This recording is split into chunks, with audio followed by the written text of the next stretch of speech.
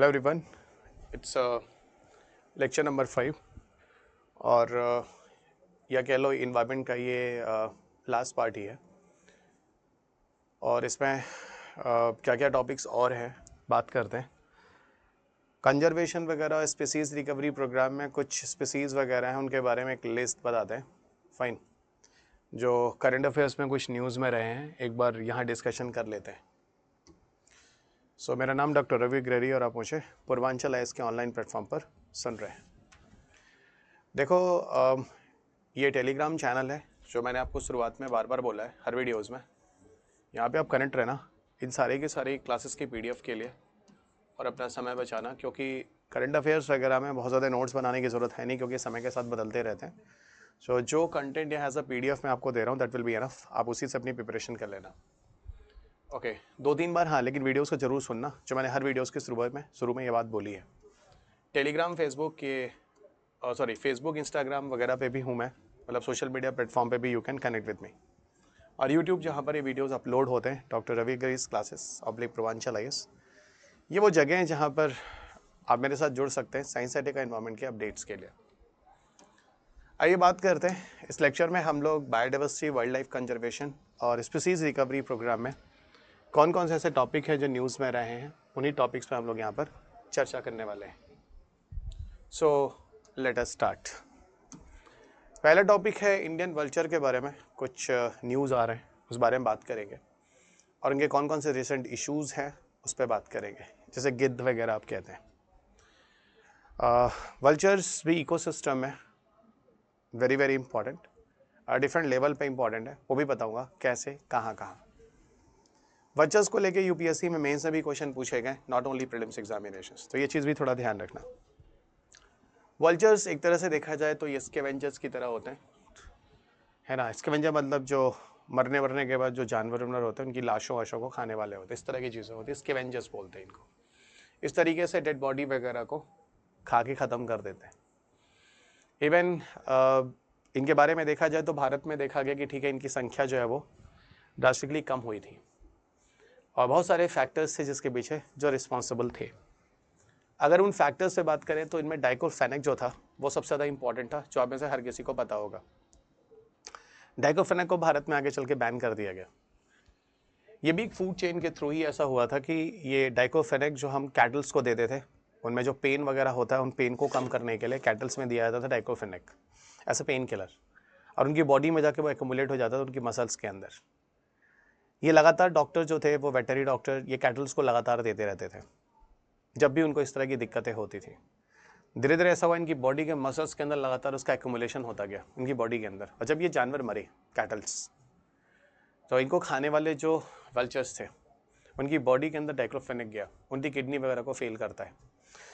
Diclofenac काफ़ी पुरानी बात है, पर स्टिल अभी वो जानवरों को जिनको दिया गया उनके फूड चेन के थ्रू अभी भी वो वल्चर्स के अंदर जाते हैं।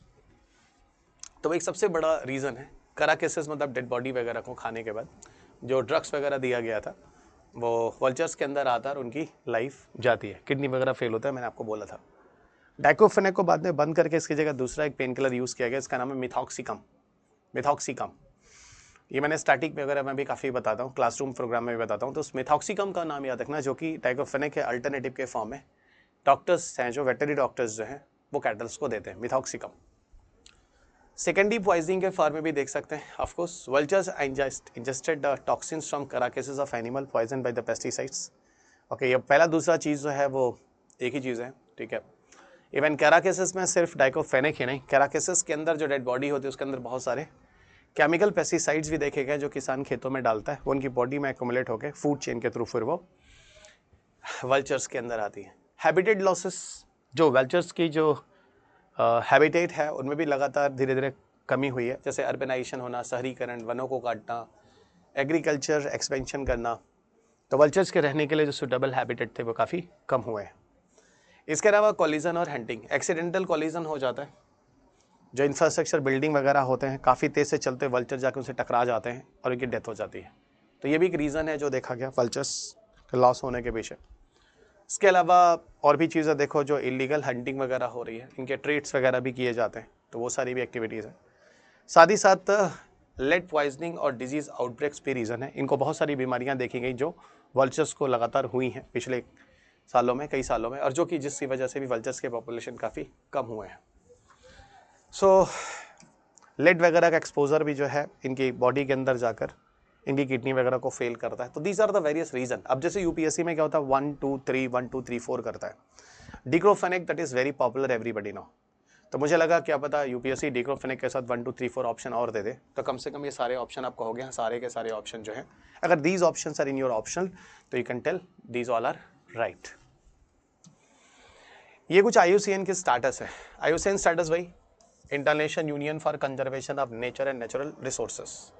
ये क्या करता है, एक IUCN की कैटेगरी होती है, कुल 9 कैटेगरीज होती है, और इन कैटेगरी के आधार पे ये बताता है कि मतलब जो जीव हैं वो किस कैटेगरी के अंदर हैं, मतलब उनकी संख्या बहुत कम हो रही है या कम हो रही है या एक्सटिंक्ट हो रहे हैं, रेयर है, वनरेबल है, एंडेंजर्ड है, critically endangered, extend in the wild है, एक्सटेंड है।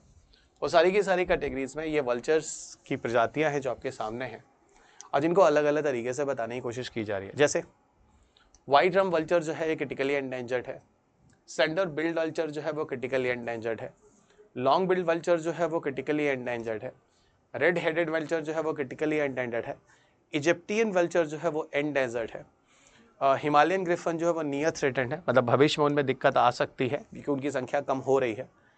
सिनेरियस वल्चर जो है नियर थ्रेटेंड है, बेयर्ड वल्चर जो है नियर थ्रेटेंड है, भविष्य में दिक्कत आ सकती है, और जो ग्रिफन वल्चर है वो लीस्ट कंसर्न है, उनमें बहुत ज़्यादा भी समस्या होने की कोई ऐसी न्यूज़ है नहीं, कोई ऐसी बात है नहीं जिस पर चर्चा की जाए। तो ये कुछ चीज़ें हैं जिनको आप थोड़ा ध्यान रखना। IUCN की स्टेटस के बारे में जितने भी वल्चर्स होते हैं उन सब की एक प्रॉपर एक लिस्ट है। तो kindly remember this all the list, that is important for your examination. एक बार देख लेना वल्चर्स में जो न्यूज़ आए हैं, ठीक है, उनको हम अवॉइड नहीं कर सकते। आगे लिए चलते हैं कंजर्वेशन इनिशिएटिव्स की तरफ। ओके, आगे आपको लिए चलते हैं कंजर्वेशन इनिशिएटिव्स की तरफ। तो ठीक है भाई, वल्चर को बचाने के लिए क्या क्या करना होगा, ठीक है। तो इंडियाज़ के अगर कंजर्वेशन एफर्ट देखें, भारत किस तरह के कंजर्वेशन एफर्ट्स किन वल्चर्स के साथ कर रहा है, तो स्पेशली भारत 3 प्रजातियों को लेकर काफ़ी फोकस है। ओके, और जो खासतौर से क्रिटिकली एंडेंजर्ड है IUCN के हिसाब से, IUCN के हिसाब से क्रिटिकली एंडेंजर्ड मतलब है इनकी संख्या इतनी कम है अगर इस पर अभी ध्यान नहीं दिया तो खत्म ही हो जाएंगे। ओके, उनके नाम है white backed vulture, slender billed vultures and long build vultures. देख ले रहा। अब भारत में क्या किया जा रहा है, भारत में इनको लेके ये किया जा रहा है कि डिक्लोफेनेक को बैन कर दिया जा रहा है। पीछे जो मैंने बोला पूरी दुनिया के बारे में बोला, डिक्लोफेनेक के मतलब पूरी दुनिया में वल्चर्स की पॉपुलेशन क्यों कम हुआ है। अब मैं सिर्फ इंडिया के रेफरेंस से बता रहा हूँ, ध्यान रखना। डिक्लोफेनेक को बैन कर दिया गया, बहुत बढ़िया। और अल्टरनेटिव भारत में क्या है, मेथॉक्सिकम, जो मैंने अभी बोला था। वल्चर सेफ जोन बनाए गए हैं। वल्चर सेफ जोन मतलब जहाँ पर वल्चर्स को हम प्रॉपर किसी भी तरह की एक्टिविटीज़ नहीं करते हैं, मतलब एक्टिविटी मतलब वल्चर को नुकसान नहीं पहुँचाते किसी भी तरह की एक्टिविटीज़। और ये पूरा था सेफ फीडिंग जोन है वल्चर्स के खाने पीने के लिए। यहाँ उनके खाने पीने की चीज़ें जो होती है प्रॉपर ऑब्जर्वेशन के अंदर होती हैं। कंजर्वेशन ब्रीडिंग सेंटर बनाया है, मतलब यहाँ पर वल्चर्स की ब्रीडिंग कराई जाती है जिससे उनकी पॉपुलेशन को और ज़्यादा बढ़ाया जा सके। तो कंजर्वेशन ब्रीडिंग सेंटर्स भी हैं जो भारत में बनाए, और ये कैप्टिव ब्रीडिंग कह सकते हैं। कैप्टिव ब्रीडिंग का मतलब होता है कि हम उनको प्रॉपर तरीके से मैनेज करते हैं, है ना, हम उनको प्रॉपर तरीके से मैनेज करते हैं। ओके, और अपने कंट्रोल के अंदर उनका हम ब्रीडिंग करा के उनकी नई प्रजातियां विकसित करने का प्रयास करते हैं। ये होता है, it is a part of captive breeding, conservation breeding centre. Vulture restaurant वो जगह होता है जहां पर वल्चर्स को खाने पीने के लिए ठीक ठाक फूड या कैराकेसेस होते हैं जिनमें किसी भी तरह की कोई इंप्योरिटी नहीं होती, जो कि फूड चेन के थ्रू जब वल्चर्स के अंदर जाते हैं तो किसी तरह की कोई प्रॉब्लम होती है, ये भी नहीं होता। तो वल्चर रेस्टोरेंट याद रखना, वल्चर रेस्टोरेंट न्यूज़ में रहता है। तो वल्चर्स की डाइट्स वगैरह जो है यहाँ पर, फूड वगैरह जो है, सेफ फूड और सेफ डाइट्स यहाँ पे दिए जाते हैं। ओके, तो एंश्योर देयर सर्वाइवल। रेस्क्यू वगैरह भी, खूब बचाव वगैरह में काफ़ी प्रयास किया जाता है, किसी तरह का कोई खतरा होता है। इवन एक इंजर्ड या सिक वल्चर्स जो होते हैं उनको इस तरह की फैसिलिटी दी जाती है, उनको बचाने का प्रयास किया जाता है। उनके रहने के लिए अगर कोई जगह का लॉस हो रहा होता है तो फिर से उनके लिए जगहों का प्रबंध किया जाता है, मीन्स रिहैबिलिटेशन किया जाता है। तो इट्स अ इम्पॉर्टेंट टॉपिक। आगे लिए चलते हैं आपको। रिसेंट डेवलपमेंट अगर हम वल्चर को लेके देखें तो रिसेंट अगर डेवलपमेंट की बात करें वल्चर को लेके तो क्या क्या है। एक तो कैप्टिव ब्रीडिंग है। कैप्टिव ब्रीडिंग का मतलब होता है अपने कंट्रोल के अंदर हम क्या करेंगे। Okay, captive breeding. तो कैप्टिव ब्रीडिंग का मतलब है कि यहाँ पर सारा कुछ अंडर कंट्रोल होता है। अंडर कंट्रोल का मतलब जितने भी ब्रीडिंग वगैरह होती है, मतलब वल्चर्स के बीच में फर्टिलाइजेशन वगैरह, वो सब कुछ काफ़ी कंट्रोल के अंदर होता है। इवन कैप्टिव ब्रीडिंग के लिए आसाम स्टेट जू इन गुवाहाटी, ठीक है, जो असम का अपना स्टेट जो है गुवाहाटी में, वहाँ पर कैप्टिव ब्रीडिंग कराई जाती है, स्पेशली हिमालयन वल्चर्स की भारत में। कोलैबोरेटिव एफर्ट्स है जो भारत में बहुत सारे एजेंसीज के द्वारा होता है, जिसमें कुछ ऐसे ऑर्गेनाइजेशन इनके प्रोजेक्ट हैं जो वल्चर्स को बचाने की कोशिश करते हैं। आप उनकर जाइए, जैसे Bombay natural history society BNHS। इसके अलावा अगर आप जाते हैं असम फॉरेस्ट डिपार्टमेंट, ये कुछ ऐसे प्रोजेक्ट्स हैं जो लॉन्च हुए हैं स्पेशली, और जो काफ़ी हद तक सेफगार्ड पॉपुलेशन ऑफ वल्चर्स के लिए कोशिश कर रहे हैं, उनके हेल्थ को ज़्यादा अच्छा करने की कोशिश कर रहे हैं। This is here. अब आगे की राह पे बात करते हैं, वल्चर्स को लेके क्या क्या आगे किया जा रहा है। तो यहाँ देख सकते हो इम्प्लीमेंटेशन ऑफ एक्शन प्लान्स जो वल्चर को लेके चलाए जा रहे हैं, जहाँ पर ये सीधा बोला जा रहा है भारत में वल्चर कंजर्वेशन कर रहे हैं हम 2020 से 2025 के लिए, और जहाँ पर पूरी तरीके से हम लोग रेस्क्यू सेंटर बना रहे हैं भारत में, जहाँ पर वल्चर को बचाने का प्रयास किया जाए। और इतना ही नहीं, हम लोग उनके पॉपुलेशंस को मॉनिटर कर रहे हैं एवरी मोमेंट ऑफ टाइम, किस हिसाब से उनकी संख्या में कमी हो रही है या बढ़ोतरी हो रही है, और साथ साथ उनको लेकर हम डिफरेंट तरह के ब्रीडिंग प्रोग्राम चला रहे हैं ताकि उनकी संख्या लगातार और बढ़ाई जा सके। विजिलेंस वगैरह भी है लगातार, मतलब निगरानी वगैरह, रेगुलर मॉनिटरिंग, विजिलेंस बहुत ज़्यादा ज़रूरी होता है ताकि सडनली ऐसा ना हो कि वल्चर्स के नंबर अचानक जो है वो अब्रप्टली ड्रॉप कर जाए। एंड कम्युनिटी इन्वॉल्वमेंट बहुत ज़रूरी है। डेफिनेटली गाइस, जो लोग जिस जगह पे रहते हैं वो लोग इस हिसाब से चीज़ों का यूज़ करें जिसकी वजह से वल्चर्स को किसी भी तरह का नुकसान ना हो। तो लोकल कम्युनिटी का इफेक्ट सबसे ज़्यादा है, और ऑफकोर्स जहाँ जिस जगह पर वल्चर रहते हैं उस जगह के रिसोर्सेज को ही वो यूज़ करते होंगे, वहाँ की कम्युनिटी ही उनको एक्चुअल में किसी ना किसी तरह डायरेक्ट इनडायरेक्ट डिस्टर्ब करती होगी। तो कम्युनिटी लेवल पर भी जागरूकता बहुत ज़्यादा ज़रूरी है। तो ये वो तरीके हैं जिनका हम यहाँ यूज़ कर सकते हैं। ओके, मतलब भविष्य में अगर देखा जाए तो इनके प्रोटेक्शन के लिए हम क्या क्या अपना सकते हैं, तो that is overall about it, जो आप लोग ध्यान रखिएगा। अगले टॉपिक की तरफ चलते हैं, ऑल इंडिया टाइगर एस्टिमेट्स। हर साल आपको देखना होता है कि टाइगर और एलिफेंट्स, इन दोनों की कंजर्वेशन जो है that is very very important. आपको जाते जाते लास्ट समय हमेशा देखना ही होता है, these are very very important. क्या है ऑल इंडिया टाइगर एस्टिमेशंस, आइए बात करते हैं। अब देखो, ऐसा है कि जो रिपोर्ट आया है ना, नेशनल टाइगर कंजर्वेशन अथॉरिटी वगैरह का, NDCA रेगुलेशन वगैरह का, क्या है ना, क्या रिसर्च आया, देखो 2022 में जो टाइगर सेंसस हुआ है, जो रिलीज हुआ है ना, उसमें यह है कि टाइगर का पॉपुलेशन जो है वो बढ़ा है 2022 में 3682, जबकि 2018 में टाइगर का पॉपुलेशन 2967 था। यानी तकरीबन हमने 600 के आसपास, 620 के आसपास, 2025 के आसपास हमने वल्चर्स के नंबर जो है वो बढ़ाए। It's very good news guys, यानी टाइगर पॉपुलेशन बढ़ा है अकॉर्डिंग टू रिसेंट रिपोर्ट। और सबसे ज़्यादा नंबर जो टाइगर के कहीं बढ़े हैं, आई थिंक आपको पता ही होगा, ये वही स्टेट है जहाँ पर सबसे ज़्यादा टाइगर भी आपको मिलते हैं, Madhya Pradesh. Madhya Pradesh has the highest number of tiger. उसके बाद आपको कर्नाटका, उत्तराखंड और महाराष्ट्र ऐसे स्टेट है जहाँ पर टाइगर्स की संख्या आपको भारत में ठीक ठाक मिल जाएगी। ओके, ठीक ठाक मिल जाएगी। टाइगर सेंसस एस्टिमेशन की बात करें तो भारत में टाइगर सेंसस जो है वो ministry of environment, forest and climate change के अंतर्गत ही होता है। ओके, कंडक्ट किया जाता है, और यहाँ पर डिफरेंट तरह के कंजर्वेशन प्लानिंग्स वगैरह जो हैं और मॉनिटरिंग वगैरह जो है वो टाइगर को लेके वो भी होता है। बट टाइगर को लेके किस तरह के चैलेंजेस हैं उस पर बात करेंगे। तो इनकी जो पाउचिंग होती है ना, पाउचिंग, इलीगल पाउचिंग होती है, ठीक है ना, क्योंकि जो टाइगर के बॉडी पार्ट्स होते हैं ना बड़े कॉस्टली होते हैं, और इंटरनेशनल लेवल पे उनका क्या है, उनका डिमांड अच्छा है, हम टाइगर जहाँ रहते हैं उस जगहों का नुकसान कर रहे हैं, है ना, खेत कन्वर्ट कर रहे हैं या बिल्डिंग मॉन्यूमेंट बना रहे हैं, तो एक तरह का एक हैबिटेट लॉस भी है जो ह्यूमन एक्टिविटीज़ की वजह से ये हो रहा है। इनके कंजर्वेशन के लिए रिसोर्सेज बहुत कम है ना, जो हमें रिसोर्सेज टाइगर के कंजर्वेशन के लिए चाहिए वो प्रॉपर रिसोर्सेज भारत में अवेलेबल नहीं है, तो ये भी कहीं ना कहीं टाइगर की संख्या को कमी ला रहा है। और बाकी क्लाइमेट चेंज तो हमेशा इफेक्ट डालता है, क्लाइमेट चेंज, ग्लोबल वार्मिंग, इस तरह की चीज़ें भी जो हैं, क्योंकि टाइगर को भी सर्वाइव होने के लिए प्रॉपर टेम्परेचर चाहिए। अब आपको क्या लगता है दिल्ली में 50+ टेम्परेचर पे आप सर्वाइव हो सकते हैं? ऑफकोर्स नहीं। तो आपको क्या लगता है टाइगर हो जाएगा क्या? तो ये सारी चीज़ें बड़ा इंटरेस्टिंग है। मैंने एक वीडियो देखा जिसमें एक गिलहरी थी, स्क्वायरल, उसको देख रहा था, वो बाहर आ गई थी सड़क पे, और एक बंदे के हाथ में एक बॉटल था, उसको तरस रही थी कि पानी मुझे पिला दे, पानी, वो पिलाया भी उसने, बड़ा वो वीडियो वायरल भी हुआ था। पर सोचो ये जानवर जो हैं वो जंगल छोड़ के बाहर निकल जाएंगे, मतलब आप सोचो क्या, मतलब क्या चीज़ें हो जाएंगी, सड़कों पे आ जाएंगे, आप कहाँ जाओगे, ये सोचो। ठीक है, आप ये मत सोचो कि शेर बाहर आ रहा है, लेकिन आपने कभी ये सोचा नहीं कि ये टाइगर वाइगर ये सब चीजें बाहर क्यों आ रही हैं। इसका मतलब they are suffering certain problem in their own community areas. Benefits of conservation में क्या, टाइगर को एक अम्ब्रेला स्पीसीज माना गया, मतलब इंपॉर्टेंट स्पीसीज माना गया, उसके प्रोटेक्शन के लिए काम करना है, अम्ब्रेला स्पीसीज। यहां पर कुछ चीजें और आपको बता दूं। बेनिफिट्स ऑफ कंजर्वेशन ये है कि उनके प्रे पॉपुलेशन को रेगुलेट करना होगा, उनके शिकार को। ओके मतलब किस हिसाब से है। इसके अलावा contribute to tourism and aid in the carbon sequestration. ठीक है, तो यानी अगर हम टाइगर का कंजर्वेशन कर रहे हैं तो टाइगर की वजह से उसके हैबिटेट का कंजर्वेशन करेंगे, और हैबिटेट का कंजर्वेशन करेंगे तो काफ़ी हद तक ये कह लो कि उस जगह का एरिया कंजर्व हो ही जाएगा, साथ साथ वहाँ का एक फूड चेन भी बैलेंस हो जाएगा। ठीक है, वही कह रहे हैं, वहाँ का इकोलॉजिकल बैलेंस हो जाएगा, है ना। ये क्या करता है, रेगुलेट करता है प्रे पॉपुलेशन को, टूरिज्म, कार्बन सिक्वेशन, ये सारी की सारी चीज़ें हैं जो टाइगर कंजर्वेशन से इनडायरेक्टली बेनिफिट होने वाली हैं।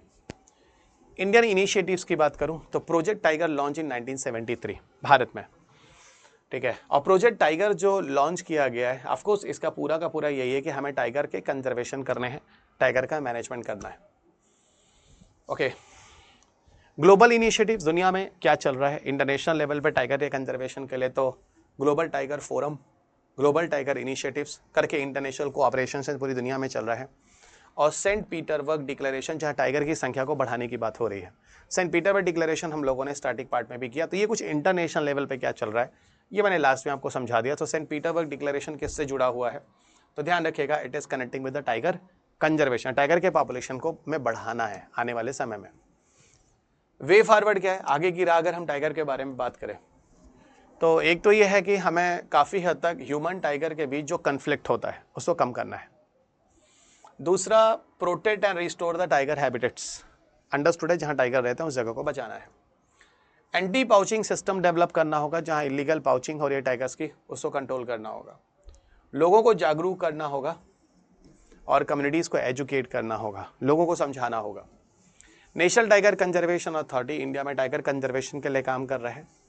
प्रोजेक्ट टाइगर और प्रोजेक्ट एलिफेंट को मर्ज करके एक ही साथ कंजर्वेशन किया जाता है भारत में, खासतौर से फंडिंग और एफर्ट को लेकर। ओके, सो टाइगर और ये दोनों के दोनों एक साथ ही इन दोनों को मर्ज करके, है ना, भारत में काम किया जा रहा है। ठीक है, जिससे इनके कंजर्वेशन की कोशिश की जा रही है।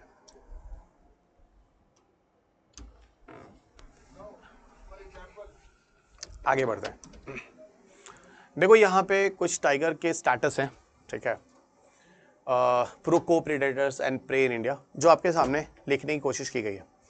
इनमें जो टॉपिक्स यहाँ लिखे गए ना, इनमें अलग अलग पीरियड ऑफ टाइम में अलग अलग चीजें भी अपनाई गई हैं भारत में टाइगर के कंजर्वेशन के लिए। Okay, these are the different phases also. आइए इन पे बात करते हैं और इनमें जो यूपीएससी के क्वेश्चन पे बात करते हैं। एक तो मैं आपको बताऊं, 2006 में अगर टाइगर के पॉपुलेशन की बात करें तो 1411 था। सुनना दोस्त, 2010 तक आते आते इनकी संख्या में देखो बढ़ोतरी हो गई, 1706 हो गए।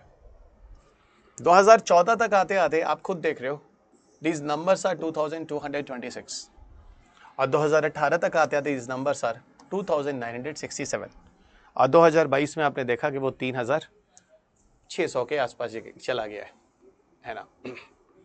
Ultimately it show like have a good growth of tiger populations. Okay, first phase में आप देखोगे तो एनटीसीए का बड़ा रोल रहा है, नेशनल टाइगर कंजर्वेशन अथॉरिटी। तो टाइगर कंजर्वेशन फाउंडेशन वगैरह की स्थापना की गई थी फर्स्ट फेज में, और काफ़ी हद तक देखा जाए तो बहुत सारी इनिशिएटिव्स लाए गए थे टाइगर के मैनेजमेंट के लिए।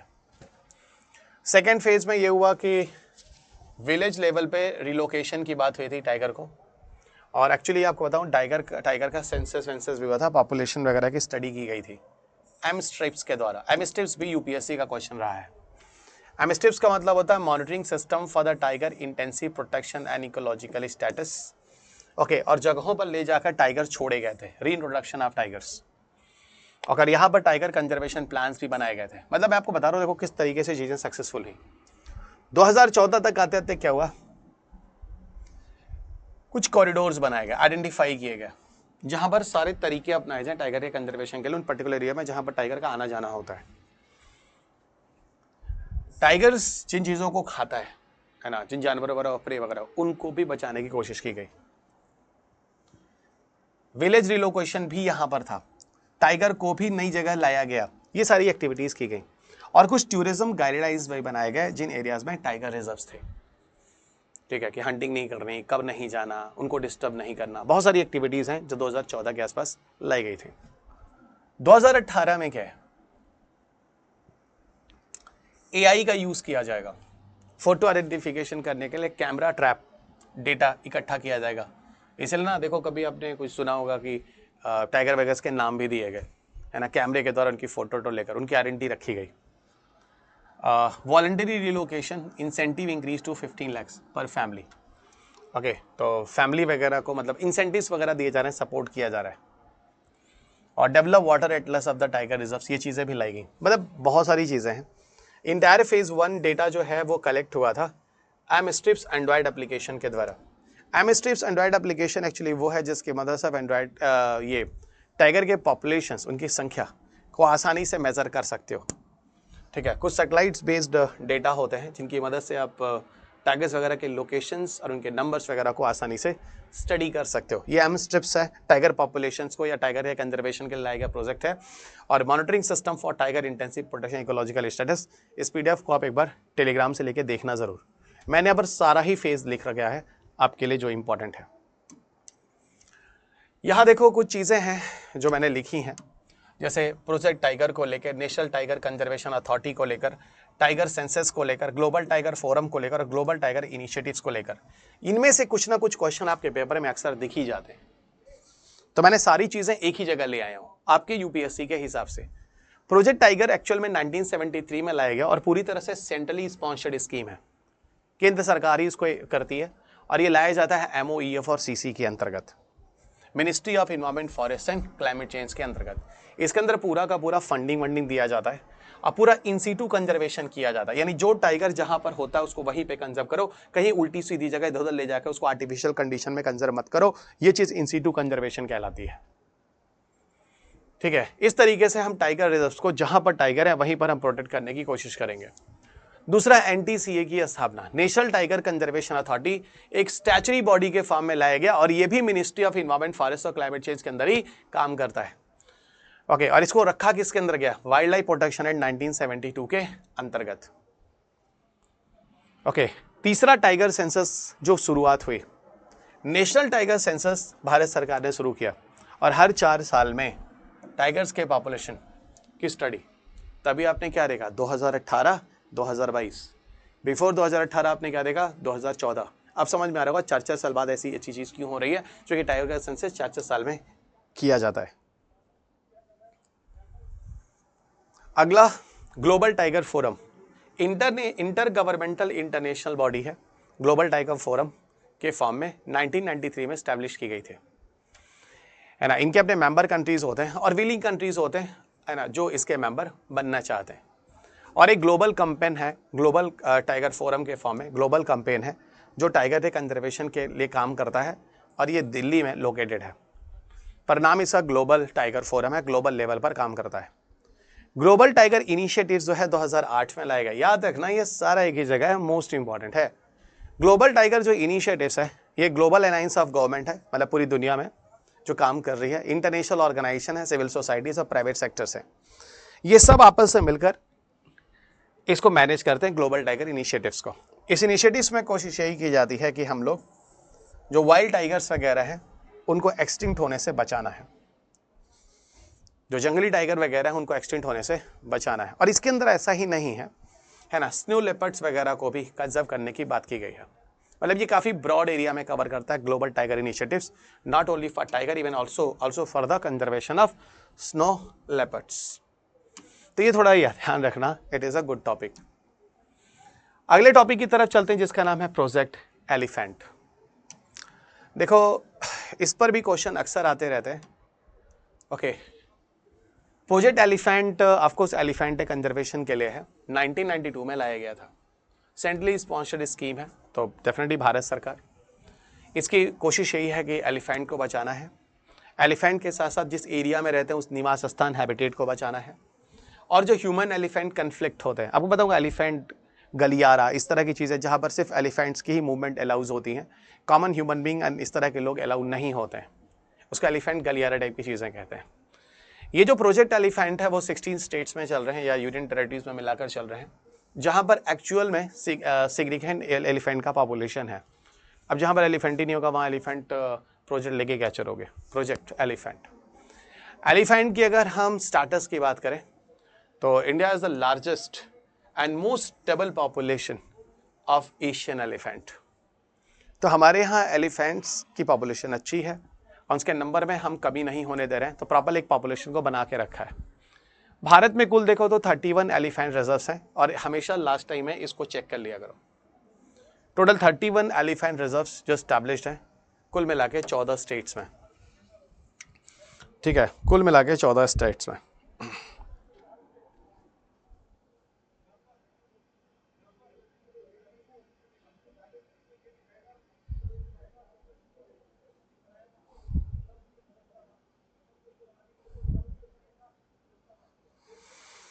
ओके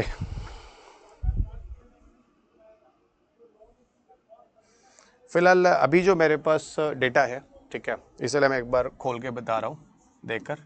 टोटल 33 एलिफेंट रिजर्व्स हैं जो कुल मिला के 14 स्टेट्स में है।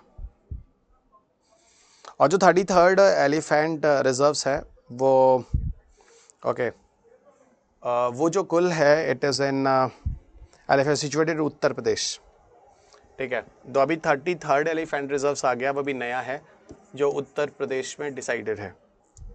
ओके ये थोड़ा सा ध्यान रखना।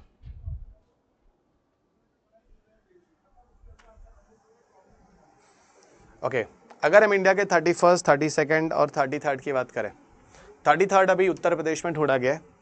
31st और 32nd जो एलिफेंट रिजर्व है, 31st जो एलिफेंट रिजर्व है ये आपको मिल जाएगा, जस्ट मिनट है ना,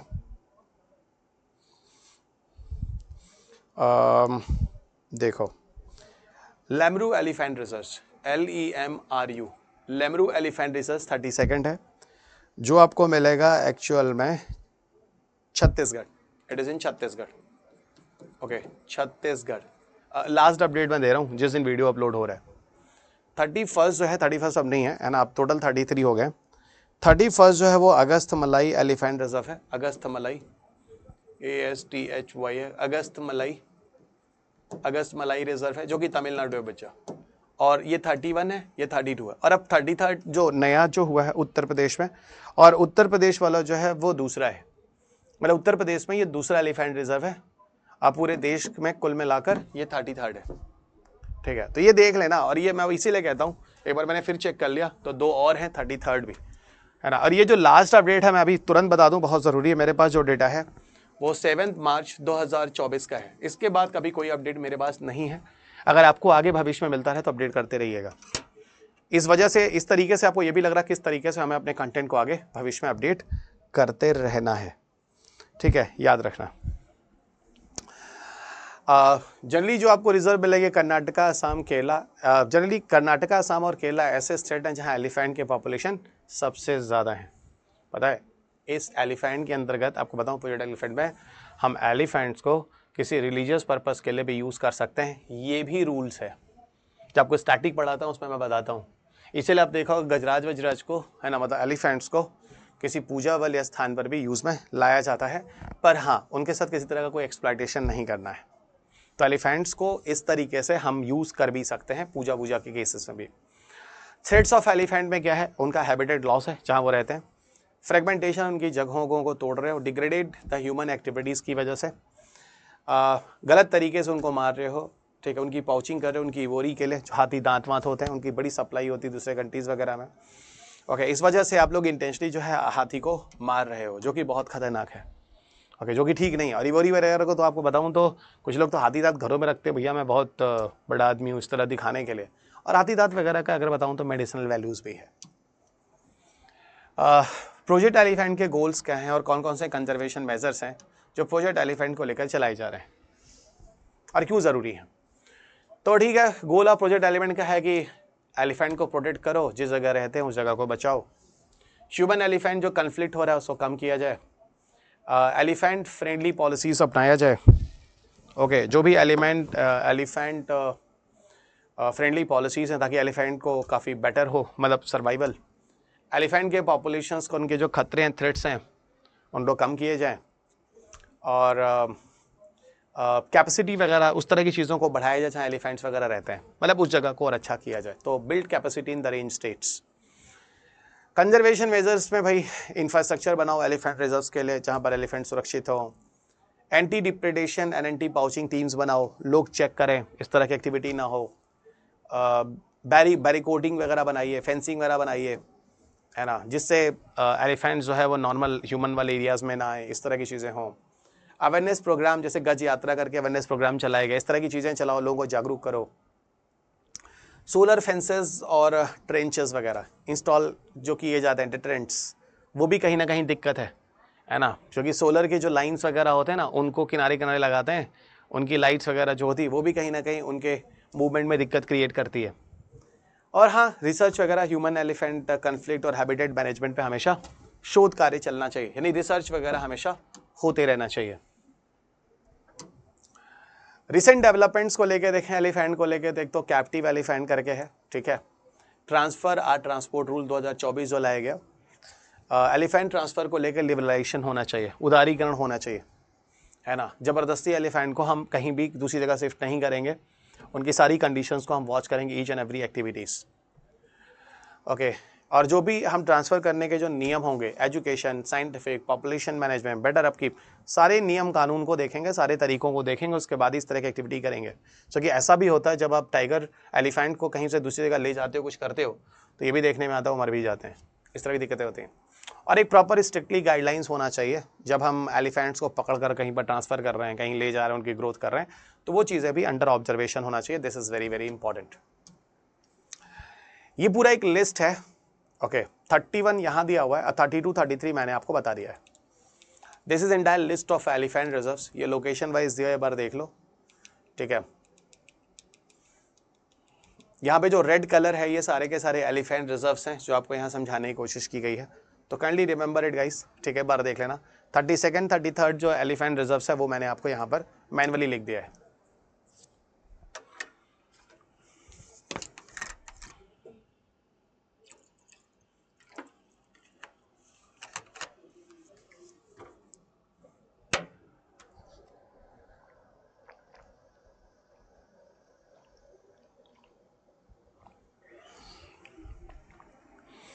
अगले टॉपिक की तरफ चलते हैं।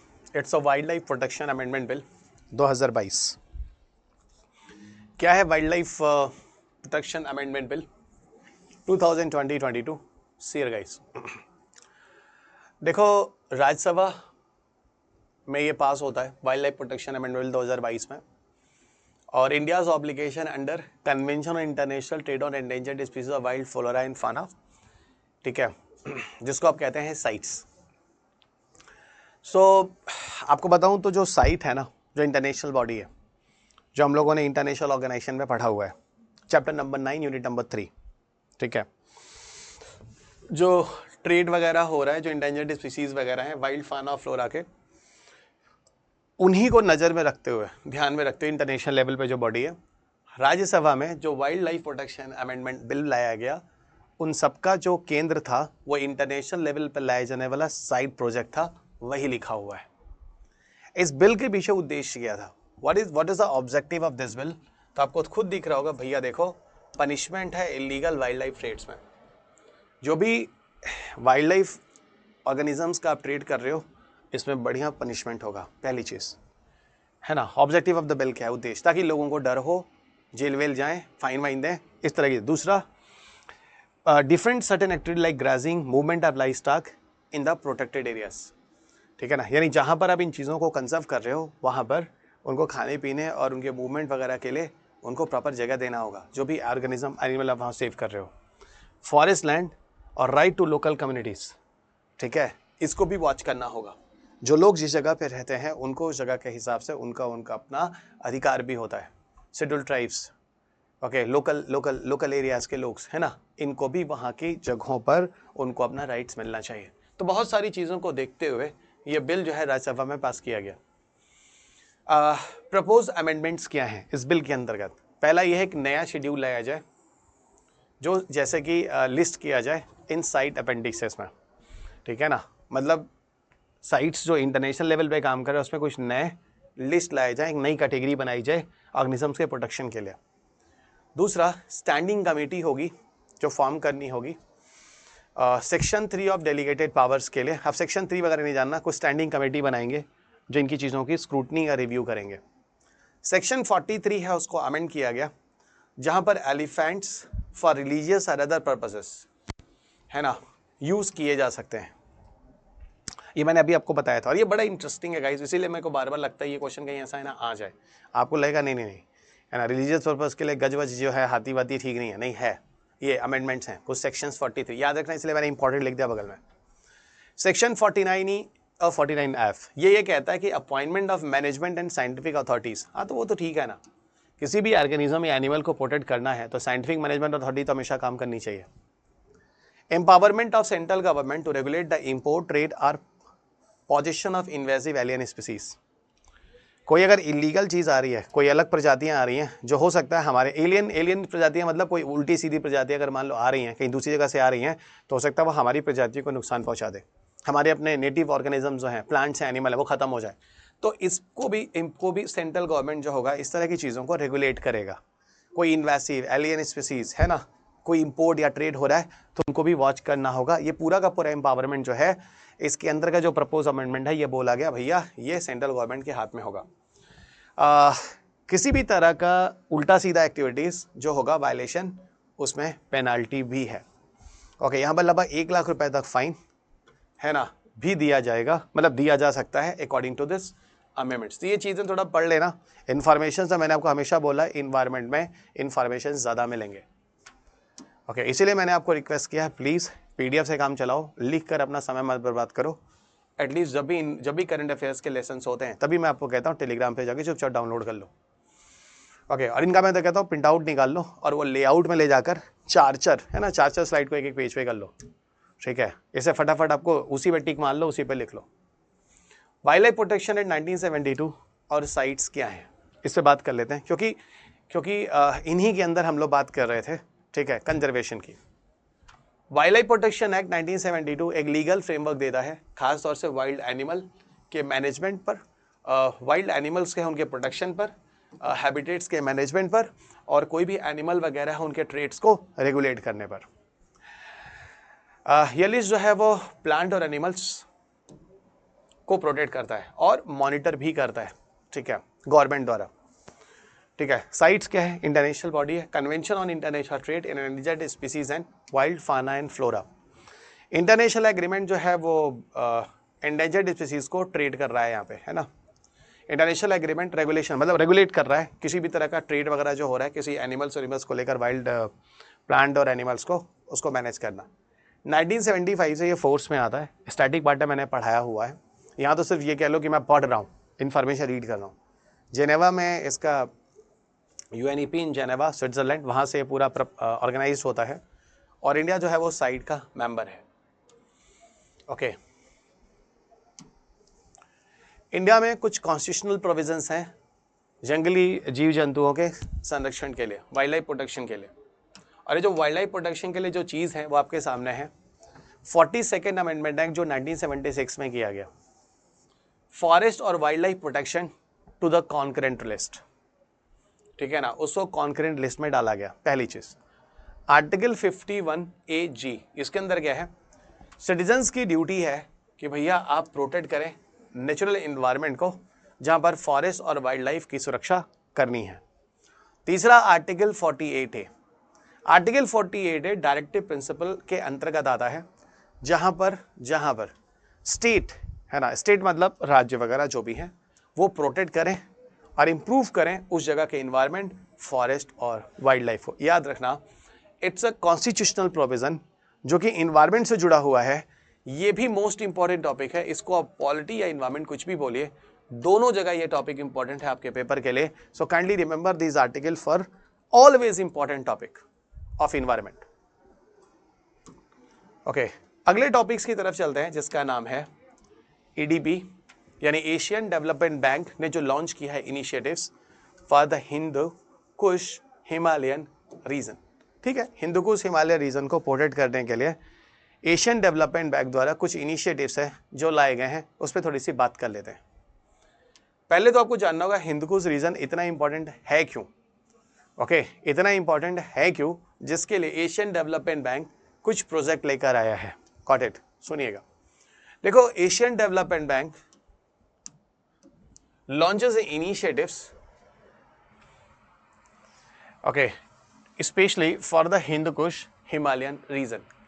हिंदुकुश हिमालय रीजन के बारे में अगर बात करें तो ये बहुत बड़ा वाटर का स्रोत है जो करीब बिलियंस ऑफ द लोगों को बेनिफिट देता है, जीविकोपार्जन का साधन है एक तरह से। और लगभग 3500 किलोमीटर अफगानिस्तान से म्यांमार तक का पूरा बेल्ट जो है वो हिंदुकुश रीजन के एरियाज में आता है, जहां पर इतना सारा पानी, इतने सारे लोगों को बेनिफिट मिलता है।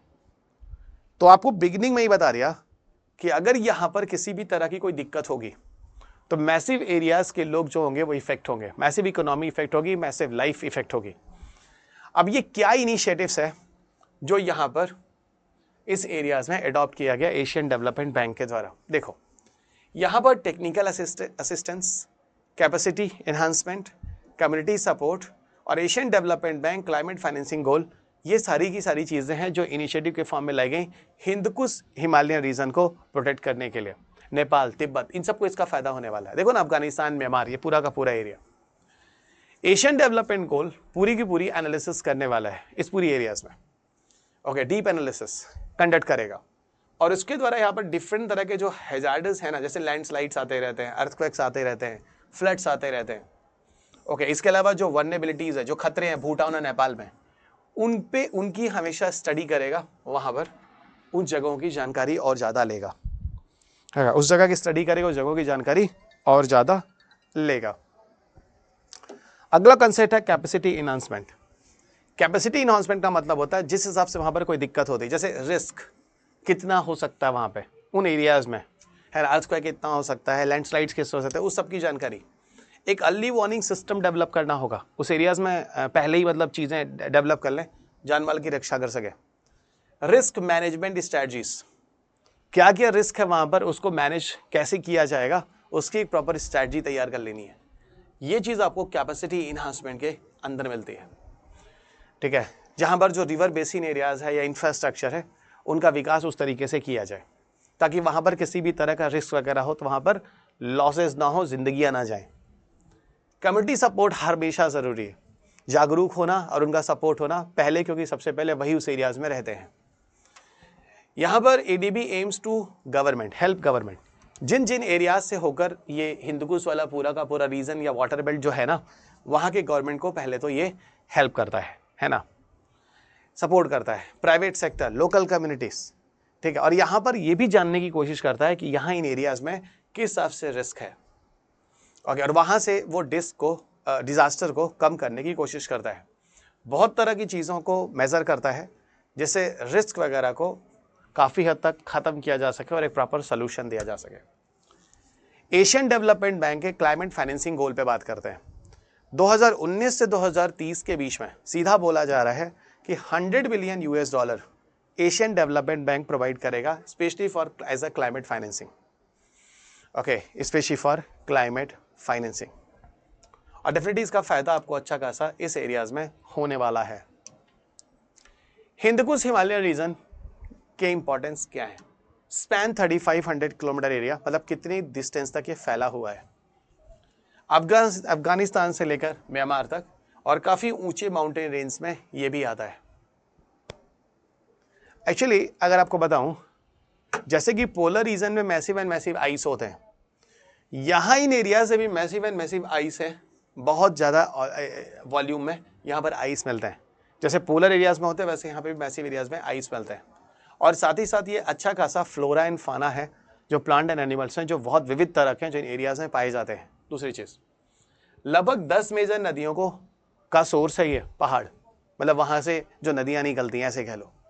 इनके अलावा करीब करीब 240 मिलियन लोग जो इन पहाड़ों वगैरह पे रहते हैं, और या जो जब नदियाँ नीचे आती हैं डाउन स्ट्रीम एरियाज में 1.6 बिलियन लोग इस हिंदकुश हिमालय रीजन से बेनिफिट में रहते हैं, जिससे उनका जीवन चलता है।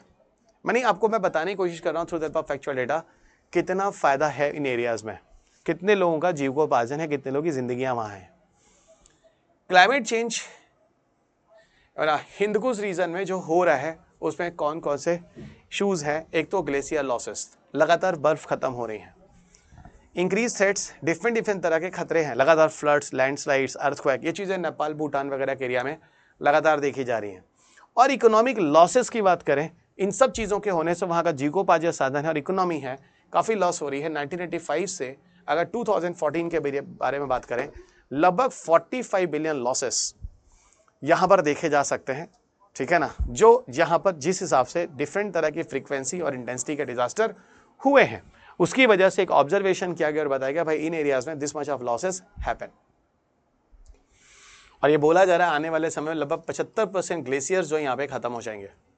इकोनॉमिक लॉसेस अच्छे लेवल पे होगा, बायोडाइवर्सिटी, डिफरेंट तरह के हैजार्ड्स यहाँ पर होंगे, ठीक है। तो ये आगे आने वाले समय में हिंदकुश रीजन में और कौन कौन से इफेक्ट्स होंगे वो आपके सामने हैं, और कुछ यहाँ पर ऑब्जर्वेशंस ऑलरेडी जो पीछे हो चुके हैं उनके बारे में स्टेटमेंट लिखा गया इनको समझने के लिए। ये देखो यहाँ पर पूरा का पूरा Hindu Kush, Himalaya and major downstream river basins है ना, ये देखो यहाँ लिखा हुआ है Hindu Kush, Himalaya and major downstream river basin, all problems you can see here on the screen, ठीक है। और आपको दिख रहा होगा, देखो 240 million people depend directly on the Hindu Kush Himalayan region for their life and livelihoods. बहुत होता है भाई 240 मिलियन। दूसरा 1.9 billion people depend on the Hindu Kush Himalaya water, food and energy. इसकी वजह से electricity, power plant, food, river है ना, ये सारी चीजें मिल रही हैं। And more than 35% of the world population benefit indirectly from the Hindu Kush Himalaya resources and ecosystem services. यहाँ की जो जीविकोपार्जन के लिए जो इकोसिस्टम है और चीजें हैं, उनसे लगभग दुनिया में इतने सारे लोग 35% वर्ल्ड पॉपुलेशन डायरेक्ट इनडायरेक्ट यहाँ के रिसोर्सेज और यहाँ की चीजों से उनको बेनिफिट होता है। मतलब ये एरिया कितना ज्यादा इंपॉर्टेंट है आप देख सकते हैं। अब देखो यहाँ पे इस एरियाज में अगर देखो तो कुल 4 बायोडाइवर्सिटी हॉटस्पॉट पाए जाते हैं, ऐसी जगह जहां पर ऐसे प्रजातियां पाई जाती हैं जो पूरी दुनिया में कहीं नहीं मिलती हैं। बहुत ही कुछ क्रिटिकली एंडेंजर्ड स्पीसीज प्रजातियां पाई जाती हैं, वो हॉटस्पॉट रीजन होते हैं। और हॉटस्पॉट को डिसाइड करने के लिए एक एनजीओ होता है जिसका नाम है कंजर्वेशन इंटरनेशनल। याद रखना, it is a very very important question, static में तो मैंने पढ़ाया हुआ है। कंजर्वेशन इंटरनेशनल ये है एक एनजीओ जो किसी पर्टिकुलर एरिया को एज अ हॉटस्पॉट जो होता है वो डिसाइड करता है। ओके एवरीवन, इसके अलावा जो ये लार्जेस्ट रिजर्व है आइस का आउटसाइड द पोलर रीजन्स, नहीं तो ध्रुवों पे ही आइस है, उसके अलावा यहाँ पे भी आपको बढ़िया आइस मिलने वाला है, मैंने आपको पहले ही बोला है। 10 मेजर एशियन रिवर सिस्टम यहीं की उत्पत्ति है। Culture, language, religion, tradition, knowledge system यहाँ के लोगों का यहाँ के पहाड़ों के साथ जुड़ा हुआ है। हाई डाइवर्सिटी थी 30 important bird and diversity areas जो आपको यहाँ मिलेगा, जो जिसके लिए हिंदकुश हिमालय रीजन बहुत ज़्यादा इंपॉर्टेंट एरियाज के अंतर्गत आता है और एशियन डेवलपमेंट बैंक ने स्पेसिफिक एक्शन यहाँ पर लिया है। ओके, यहाँ पर देखो एक कुछ लाइट कलर है, कुछ डार्क कलर है। जब आप ये PDF डाउनलोड करोगे टेलीग्राम से आपको दिखेगा, जो लाइट कलर एरिया है वो मेजर एशियन रिवर बेसिन है और जो डार्क कलर रीजन है वो हिंदकुश हिमालय रीजन है। और इन सारे के सारे एरियाज में ओके आपको यहीं की डाइवर्सिटी के बारे में बात हो रही है, आप इस पिक्चर से समझ सकते हैं। हिंदकुश हिमालयन रीजन्स में ऐसे कौन कौन से इश्यूज हैं जो आइडेंटिफाई किए गए हैं। एक तो जियोलॉजिकल फ्रेजाइलिटी है, वही मतलब जो लैंड, जो पहाड़ है, माउंटेन्स हैं, वो काफ़ी फ्रेजाइल है। लैंडस्लाइड्स वगैरह की घटना, इरोजन टाइप की घटना लगातार यहाँ होती है। क्लाइमेट चेंज का अच्छा खासा इफेक्ट है यहाँ पे, temperature, precipitation, extreme weather type की कंडीशंस। डिजास्टर वगैरह काफ़ी आते हैं जैसे फ्लड, लैंडस्लाइड्स, ये अर्थक्वेक। इंफ्रास्ट्रक्चर वगैरह जो आप कंस्ट्रक्शन वगैरह कर रहे हैं, है ना, हाइड्रोलिक पावर प्लांट बना रहे हैं, इस तरह की चीज़ें कर रहे हैं, ये भी वहाँ के लिए एक तरह से देखा जाए तो डिफरेंट लेवल पे प्रॉब्लम्स है जो वहाँ पर जनरेट हो रही है, इससे आप इकोसिस्टम वगैरह उस एरिया का बर्बाद कर रहे हैं। अगले टॉपिक की तरफ चलते हैं, global diversity framework fund. Global Biodiversity framework fund क्या भाई? ग्लोबल बायोडाइवर्सिटी फ्रेमवर्क देखना है इसको। देखो, पहली काउंसिल मीटिंग होती है, ठीक है, पहली काउंसिल मीटिंग होती है ग्लोबल डाइवर्सिटी फ्रेमवर्क फंड की, ठीक है, और ये होती है कहाँ? वाशिंगटन में, US में, ठीक है। इस फंड का पर्पस क्या होता है? इस फंड का पर्पस यही होता है कि भैया देखो, नेचर को यानी प्रकृति को फिर से रिस्टोर किया जाए और अपनी अवस्था में लाया जाए, जिस हिसाब से प्रकृति का लॉस या विनाश हुआ है। इस पूरे के पूरे फंड को मोबिलाइज किया जाए और एक्सेलरेट किया जाए, और अधिक हो सकता है तो और ज़्यादा इसको बढ़ाया जाए। पर्पस होगा conservation and sustainability of wild species और इकोसिस्टम जो खतरे के निशान पे हैं, थ्रेटेंड है, जिनके साथ खतरा है, जिससे wild fire, flooding, extreme weather and human activity होती है। तो wild fire, human activities, extreme weather, इस तरह की जो कंडीशन होती हैं, इससे किसी वाइल्ड स्पीसीज को और किसी इकोसिस्टम को सुरक्षित करने के लिए ग्लोबल बायोडायवर्सिटी फ्रेमवर्क फंड जो है वो उसकी पहली मीटिंग ऑर्गेनाइज हुई है और इसकी मदद वहां पे होगी। असल में इस डाइवर्सिटी फंड की बात करें तो ये इस्टेब्लिश होता है 7th assembly of global environmental facility, जो मीटिंग होती है कनाडा में। ओके, और यहाँ पर ये बोला जाता है कि भैया देखो, जैव विविधता की सुरक्षा के लिए एक अर्जेंट फंड की जरूरत। मैंने आपको बार बार बोला है, अगर इन्वायरमेंट की सुरक्षा करनी है तो पैसा चाहिए। जब पैसा होगा तभी लोग लकड़ियाँ नहीं जलाएंगे और लोग LPG को यूज़ करेंगे। एक अच्छा एग्जाम्पल है सस्टेनेबल डेवलपमेंट गोल में भी मैं बार बार बोलता हूँ, पॉवर्टी एलिवेशन हमेशा रखा गया है। ओके, और इन्वायरमेंट को सेफ रखने के लिए गरीबी को दूर करना होगा, आपके पास कोई ऑप्शन है नहीं, क्योंकि जो अच्छी टेक्नोलॉजी है, नई टेक्नोलॉजी और अच्छी टेक्नोलॉजी है, वो महंगी है और गरीब नहीं लेंगे। मैं आपको फिर बता रहा हूँ, वीमेन पार्टिसिपेशन, पुअर पीपल, ये सब जो पुअर पीपल है ना, इन सबों को रीच थोड़ा करना पड़ेगा, या फिर नहीं तो आपको हिसाब से इनकी मदद करनी पड़ेगी। They have not any other options. Kunming Montreal Global Biodiversity Framework, जिसको हम KMGF कहते हैं। Okay, Kunming Montreal Global Biodiversity Framework जो है इसके अंतर्गत है ना, असल में ये जो KGMBF है अडॉप्टेड एट द, है ना, कब लाया गया, देखो जो UN convention on biological diversity, यानी जो UN की CBD मीटिंग होती है जैव विविधता की कंजर्वेशन के लिए, उसकी जो 15वीं मीटिंग है, उसके अंतर्गत क्यूमिंग मॉन्ट्रियल ग्लोबल बायोडाइवर्सिटी फ्रेमवर्क को अडॉप्ट किया गया। समझना, ठीक है। और ये जो क्यूमिंग बायोडाइवर्सिटी वगैरह है ना, ओके, इसके अंतर्गत कुल 23 टारगेट्स हैं जिनको अचीव करना है जैव विविधता के संरक्षण के लिए। ओके, और इसको मैनेज कौन करेगा, पूरे फंडिंग को? Global environment facility. इसको मैनेज कौन करेगा? इसको मैनेज करेगा ग्लोबल एनवायरमेंट फैसिलिटी। इस फंडिंग को रेज करने के लिए, ठीक है, private sector, philanthropic, government investment होंगे, ठीक है, और यहाँ पर बहुत सारे नंबर ऑफ डोनर्स भी होंगे। ये जो फंड होगा, इसका काम जो होगा एक्चुअल में, जो ग्लोबल इन्वायरमेंटल फैसिलिटी है, इसको हम लोगों ने पीछे भी पढ़ा है ना, जब REDD वगैरह की बात कर रहे थे, ठीक है, स्टैटिक में। ये पूरी की पूरी तरह से बायोडाइवर्सिटी कंजर्वेशन के लिए काम करेगा, पूरा का पूरा जो फंडिंग है। देखो जो बजट का एलोकेशन है, ओके, उसमें लगभग 5.25 बिलियन US$ को 2022 से 2026 तक, ओके, इकट्ठा करना है, जिसको खर्च करना है बजट एलोकेशंस, ठीक है, जैव विविधता की संरक्षा के लिए, जो इस तरह के खतरे वाले निशान पे जा रही चीजें। 36% year marked for biodiversity conservations, ठीक है, जहां पर हम लोग कोशिश करेंगे बायोडाइवर्सिटी वगैरह को फिर से कंजर्व करने की, जहां पर डिफरेंट तरह के प्रोजेक्ट जो हैं, जैसे क्लाइमेट चेंज को लेके, पोल्यूशन को लेके, लैंड और ओशन हेल्थ को लेके, इनको बचाने की कोशिश करेंगे। ग्लोबल बायोडाइवर्सिटी फ्रेमवर्क फंड की एक काउंसिल है, ठीक है, जो जिसके अंतर्गत ही सारे के सारे डिसीजन लिए जाते हैं कि दुनिया में जो एरिया है बायोडाइवर्सिटी इकोसिस्टम जो डिस्ट्रॉय हो रहा है, उसके हिसाब से मैनेज किया जाए। और पैसे का सोर्स जो है वो ग्लोबल इन्वायरमेंटल फैसिलिटी, मैं आपको बार बार बोल रहा हूँ। इसमें कुल 16 मेंबर जो होंगे डेवलपिंग कंट्री से होंगे, 14 मेंबर डेवलप कंट्रीज होंगे, 2 मेंबर जो होंगे सेंट्रल और ईस्टर्न यूरोप से होंगे, ठीक है, एंड फार्मर सोवियत यूनियन से होंगे। ओके, ये बिल्कुल उसी तरह से काम करता है ये फंड जैसे कि ग्लोबल इन्वायरमेंटल फैसिलिटी काम करता है। फाइन, सो थोड़ा सा देख लेना, ये टॉपिक मुझे नहीं लगता इतना important, but still it was the part of discussion in this year, तो मैंने एक बार हल्का सा आपको समझा दिया, ऊपर से एक बार देख लेना। अगले टॉपिक की तरफ चलते हैं, IUCN and threatened species category. देखो IUCN का पूरा नाम है international Union for Conservation of Nature and Natural resources. Okay, IUCN के अपने कैटेगरीज हैं, दुनिया में जो प्रजातियां होती हैं उनको अलग अलग ग्रुप में रखा गया, जिसके हिसाब से उनके लिए कंजर्वेशन के लिए प्रयास किया जाए। Okay, IUCN and threatened species category कौन कौन सी है, यहाँ पर हम लोग देखते हैं।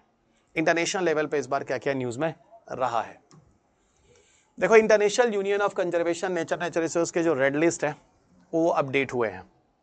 इन अपडेशन में क्या चीज आई है आपको नए अपडेट में दे देता हूं, एक बार देख लो। इनमें कौन कौन से नए अपडेट्स आए हैं एक बार आप देख लो। क्लाइमेट चेंज की वजह से जो प्रजातियां थ्रेट्स में आई हैं, खतरे में आई हैं, कौन कौन सी हैं? बहुत सारी प्रजातियां, जैसे अटलांटिक साल्मन और ग्रीन टर्टल्स, इनको काफी प्रॉब्लम हुई है ओके, क्लाइमेट चेंज की वजह से। और अर्जेंट क्लाइमेट चेंज की वजह से, ठीक है, कुछ इमरजेंसी की बात भी हुई है। जो प्रजातियां हैं, जो बायोडाइवर्सिटीज हैं, है ना, उनमें काफी नुकसान हुआ है। तो ये अटलांटिक साल्मन, ग्रीन टर्टल, ध्यान रखना। और इनके लॉस होने के पीछे जो थ्रेट का मतलब खतरा मंडराया है वो है क्लाइमेट चेंज। फ्रेश वाटर में जो मछलियां हैं उनका भी असेसमेंट रिपोर्ट आया है IUCN की तरफ से जो पब्लिश हुआ है। उन्होंने बोला लगभग 25% जो स्पीसीज हैं, है ना, वो खतरे के कगार पे हैं। फ्रेश वाटर में जो मछलियां पाई जाती हैं 25% ऑफ फिशेस जो हैं they are near to extinction, ठीक है। और इसके पीछे जो कारण है, लगातार जो क्लाइमेट चेंज हो रहा है, कंडीशन गिर रही है, पोल्यूशन बढ़ रहा है, ओवर फिशिंग हो रही है, और जो इन्वेसिव स्पीसीज हैं खतरनाक वाली, वो प्रजातियां इंपॉर्टेंट स्पीसीज या प्रजातियों को खत्म कर रही हैं। ये सारी की सारी चीजें हैं जो फ्रेश वाटर फिश असेसमेंट हुआ है, यानी 25% जो फिशेस हैं जो फ्रेश वाटर में पाई जाती हैं वो भी एक्सटिंक्ट होने जा रहे हैं। अटलांटिक साल्मन की जिसके बारे में मैंने बात किया था, उसके बारे में बात और बता दूं, इनका पॉपुलेशन लगभग 23% गिरा है 2006 से लेकर 2020 के बीच में। और अब इनको हमने ले जाकर लीस्ट कंसर्न से अब ले जाकर नियर थ्रेटन डाल दिया। लीस्ट कंसर्न मतलब जिसको कंसर्न करने की बहुत कम जरूरत है, कोई दिक्कत नहीं है, बहुत नंबर में, अब उनको खतरा है इस वाले की तरफ ले जा रहे हैं कि अब इन पे खतरा मंडरा रहा है, नियर थ्रेटन। ग्रीन टर्टल्स को लेकर याद रखना, अटलांटिक साल्मन, ग्रीन टर्टल्स, ये आपके पेपर के लिए इंपॉर्टेंट क्वेश्चन है इस साल के लिए। जो ग्रीन टर्टल है जो एक्सटिंक्शन की तरफ जा रहे हैं, ओके, सेंट्रल साउथ पैसिफिक और ईस्ट पैसिफिक ग्रीन टर्टल जो होते हैं की जो पॉपुलेशंस है ना, की जो पॉपुलेशंस है वो एंडेंजर्ड से वर्नेबल की तरफ जा रही है। Okay, categorize as endangered and vulnerable है। अब इनको एंडेंजर्ड और वर्नेबल की कैटेगरी में ले जा रहे हैं। मतलब सेंट्रल साउथ पैसिफिक को एंडेंजर्ड रखो, ईस्ट पैसिफिक ग्रीन टर्टल को वर्नेबल में रखो, ठीक है, ये कहने का मतलब है। माहोगनी ट्रीज, इस पे भी यूपीएससी में क्वेश्चन बहुत पहले पूछा गया है। माहोगनी ट्रीज फेसिंग द एंडेंजर्डमेंट, यानी ये भी खतरे की कगार पे अब जा रहा है, पहले जैसी संख्या में इतनी कमी नहीं थी। ओके, वो पहले वर्नेबल था, यानी खतरे के निशान पर हो सकता है, और अब वो चला गया एंडेंजर्ड के स्टेटस पे। इनको लगातार इनकी कटिंग करना, है ना, अर्बन इंक्रोचमेंट करना, है ना, लोग इनको काट रहे हैं शहरों में, इस तरह की चीजें जो है इसके पीछे जिम्मेदार हैं। कंजर्वेशन सक्सेस स्टोरीज के बारे में बात करेंगे। देखो, कुछ जीव जंतुओं के बारे में भी आपको बताना होगा। सिमिटर हॉर्न्ड ऑरिक्स, ये देख लेना जो न्यूज में रहा है इंटरनेशनल लेवल IUCN रिपोर्ट में, moves extinct in the wild से लेकर एंडेंजर्ड की तरफ। एक्सटिंक्ट इन द वाइल्ड का मतलब होता है खत्म ही मानो, क्योंकि इसके बाद सीधा खत्म मान लेते हैं, एक्सटिंक्ट हो जाता है। तो अभी उनकी कंडीशन थोड़ी सुधरी है, उनकी कंडीशन, तो क्योंकि एंडेंजर्ड का मतलब थोड़ी अच्छी कंडीशन है, एक्सटिंक्ट इन द वाइल्ड का मतलब एकदम खत्म के कगार पे, एकदम समझो खत्म ही है, और उसका फिर खत्म ही हो जाता है, एक्सटिंक्ट हो जाता है। IUCN कैटेगरी अभी मैं आपको दिखाता हूँ। ओके, क्यों? क्योंकि इनको फिर से रीइंट्रोड्यूस किया गया, कुछ एफर्ट्स किए गए चार्ट जैसे एरियाज में, जिसकी वजह से इसके नंबर इंप्रूव हुए हैं। वहीं पर सैगा एंटीलोप इंप्रूव हुआ है, जो पहले क्रिटिकली एंडेंजर्ड में था, अब वो चला गया near threatened. Near threatened is a better condition, और इसके पीछे भी प्रयास किया गया, इनके कंजर्वेशंस किए गए, इनके संरक्षण किए गए, जिससे इनकी संख्या जो है वो बढ़ी है। ये कुछ प्रॉपर कंजर्वेशन सक्सेस स्टोरी है जो IUCN की वजह से दुनिया में देखने को मिली। आपके सामने ये दो एग्जाम्पल देखना, बड़ा पॉजिटिव एग्जाम्पल है ये। देखो, IUCN रेड लिस्ट के बारे में बात करें, ठीक है, IUCN की रेड लिस्ट पे जाओगे तो प्रॉपर एक कैटेगरीज होती है। यहाँ पर रिस्क, यहाँ पर एक्सेस किया जाता है, असेसमेंट होता है, जो एक्सटिंक्शन मतलब प्रजातियां खत्म होने वाली, उनके रिस्क को मेजर किया जाता है। वो एनिमल्स हो सकती है, फंगी हो सकती है, और प्लांट स्पीसीज हो सकती है। याद रखना, not only for animals, animal, fungi, plant species, पूरी दुनिया को उनके असेसमेंट के लिए, उनके एक्सटिंक्शन की स्टडी करने के लिए IUCN रेड लिस्ट यूज किया जाता है। इससे फायदा ये होता है कि प्रजातियों के कैरेक्टरिस्टिक्स को समझ जाते हैं कि वो थ्रेट्स पर हैं, खतरे के कगार पे हैं, उनका कंजर्वेशन अडॉप्ट करना है नहीं करना है, किस तरह से डिसीजन और किस हिसाब से पॉलिसीज बनानी है। जब तक हमें किसी ऑर्गेनिज्म प्रजातियों के नंबर नहीं पता चलेंगे, उसके बिना आप कैसे उस जीवों के कंजर्वेशन पे काम कर पाओगे, यही कहने का मतलब है। बहुत सारी कैटेगरीज हैं जो रेंज के अंदर आती हैं, है ना, जिनको हम थ्रेटन कहते हैं। किन किन चीज़ों को हम थ्रेटन कहते हैं, यानी खतरा है। Okay, so categories range from not evaluated to extinct तक जाता है, ठीक है। मतलब ये पूरी कैटेगरी जो भी मैं आपको दिखाऊंगा, पूरी की पूरी 9 कैटेगरीज हैं, नॉट इवेल्युएटेड से लेके एक्सटिंक्ट तक जाता है। पर इनमें क्रिटिकली एंडेंजर्ड और वर्नेबल को हम थ्रेटेंड बोलते हैं। यानी यहां इस 3 लेवल पे बोला जाता है कि थ्रेट है, बहुत ज्यादा खतरा है। याद रखना, अगर ये आपके पेपर में पूछा जाए IUCN की किस कैटेगरी को हम थ्रेटेंड मानते हैं, तो याद रखना क्रिटिकली एंडेंजर्ड और वर्नेबल कैटेगरी को ये स्टैंडर्ड क्वेश्चन है माना जाएगा। ओके, ये तीनों के तीनों एग्जाम्पल जो होंगे, they all are the part of standard. अच्छा, एक बात और बताता हूं, जो IG बायोडाइवर्सिटी टारगेट है, जो हम लोग CBD में बात करते थे, कन्वेंशन ऑन बायोडाइवर्सिटी। ओके, जहां पर सस्टेनेबल डेवलपमेंट गोल, देखो सस्टेनेबल डेवलपमेंट गोल और IG बायोडाइवर्सिटी टारगेट्स, ये इंडिकेटर्स हैं। ओके, ये इंडिकेटर्स हैं जिनकी वजह से हमें कंजर्वेशन सक्सेस को अगर देखें तो देखने को मिलता है। यानी हम जिन जीवों का संरक्षण कर रहे हैं वो उनकी सक्सेसफुल रिजल्ट आ रहे हैं। जैसे अभी आपने देखा IUCN में कुछ ऑफ द एनिमल्स वगैरह जिनकी संख्या अच्छी हुई है, सक्सेस स्टोरी। तो इनके पीछे ये सारे के सारा उद्देश्य है, जो ये बॉडी है वगैरह जो है वो काम कर रहे हैं। यहां देखो, यहां पर मैंने कुछ एग्जाम्पल्स दिए हैं। फिलहाल ये जो पिक्चर है आपको दिख रहा होगा, ये सारी की सारी प्रजातियां हैं और उनका IUCN की कैटेगरीज, इसको हम बोलते हैं IUCN red list categories. IUCN red list category started from not evaluated to extinct, अभी आपने देखा था।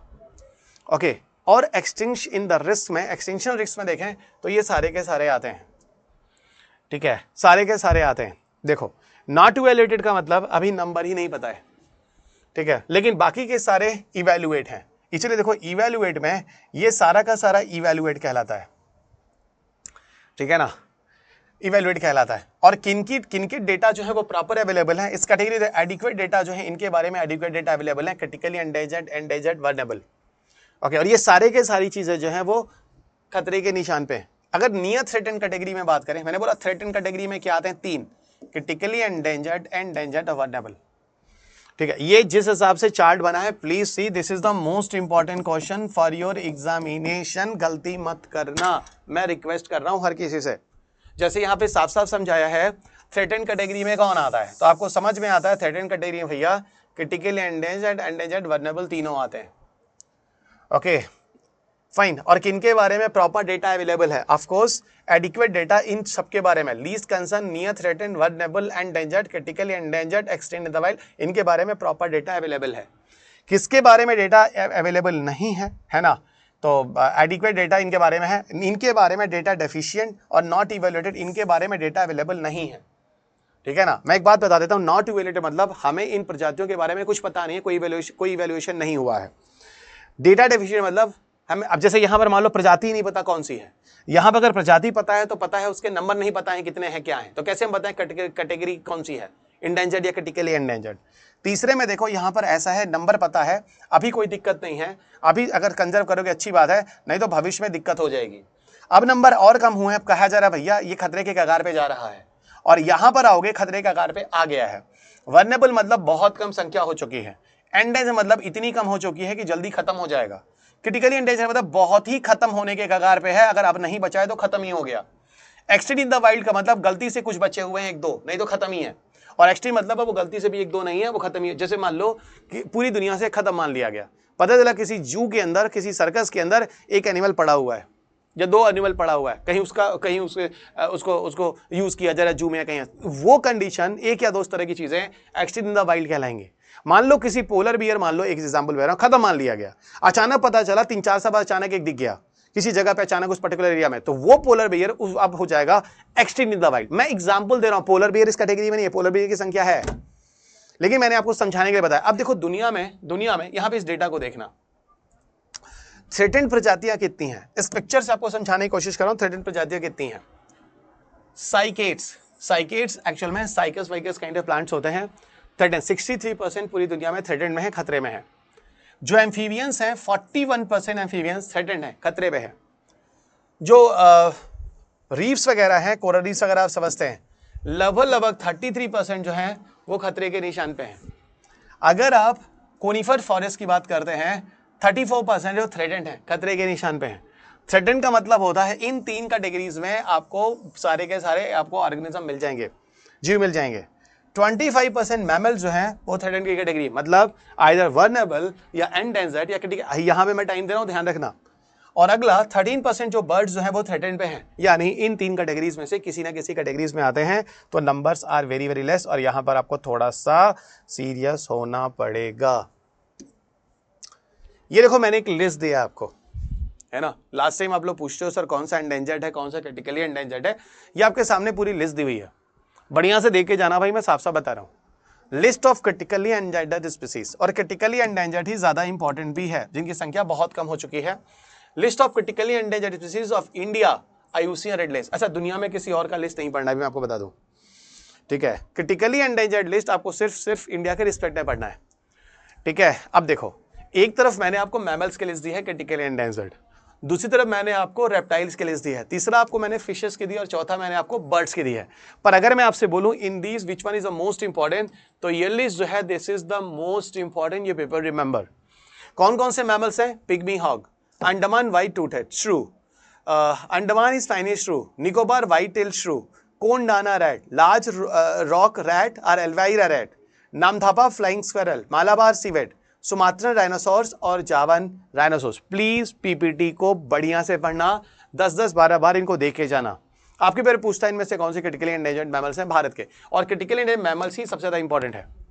पर हाँ, रेप्टाइल्स वगैरह भी एक बार बोल देता हूं, आज तक वैसे पूछे नहीं गए हैं, रेप्टाइल्स, फिशेस, बर्ड्स पे क्वेश्चन पूछे नहीं गए हैं, लेकिन फिर भी मैं लिखा हूं, एक बार पढ़ूंगा जरूर, ठीक है। घड़ियाल, hawksbill turtle, river terrapin, Bengal roof turtle, Sispara day gecko.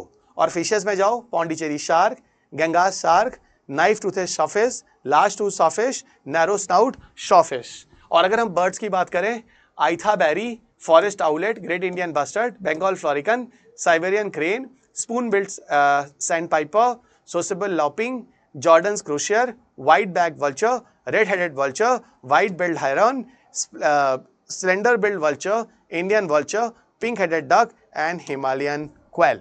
तो these are the example, kindly remember. Screen से हट जाता हूं, बढ़िया से देख लो 2-3 बार। और यहाँ पे क्वेश्चंस होते हैं दोस्त, थोड़ा गंदा टाइप वाला क्वेश्चन है, रट के जाना पड़ता है। जो वही चीज मैंने बोला, इन्वायरमेंट में इन्फॉर्मेशन रटने पड़ेंगे, साइंस एडेक में इतना नहीं मिलेगा इस तरह से गंदे गंदे टाइप वाले रट्टू तोते वाले फैक्ट्स।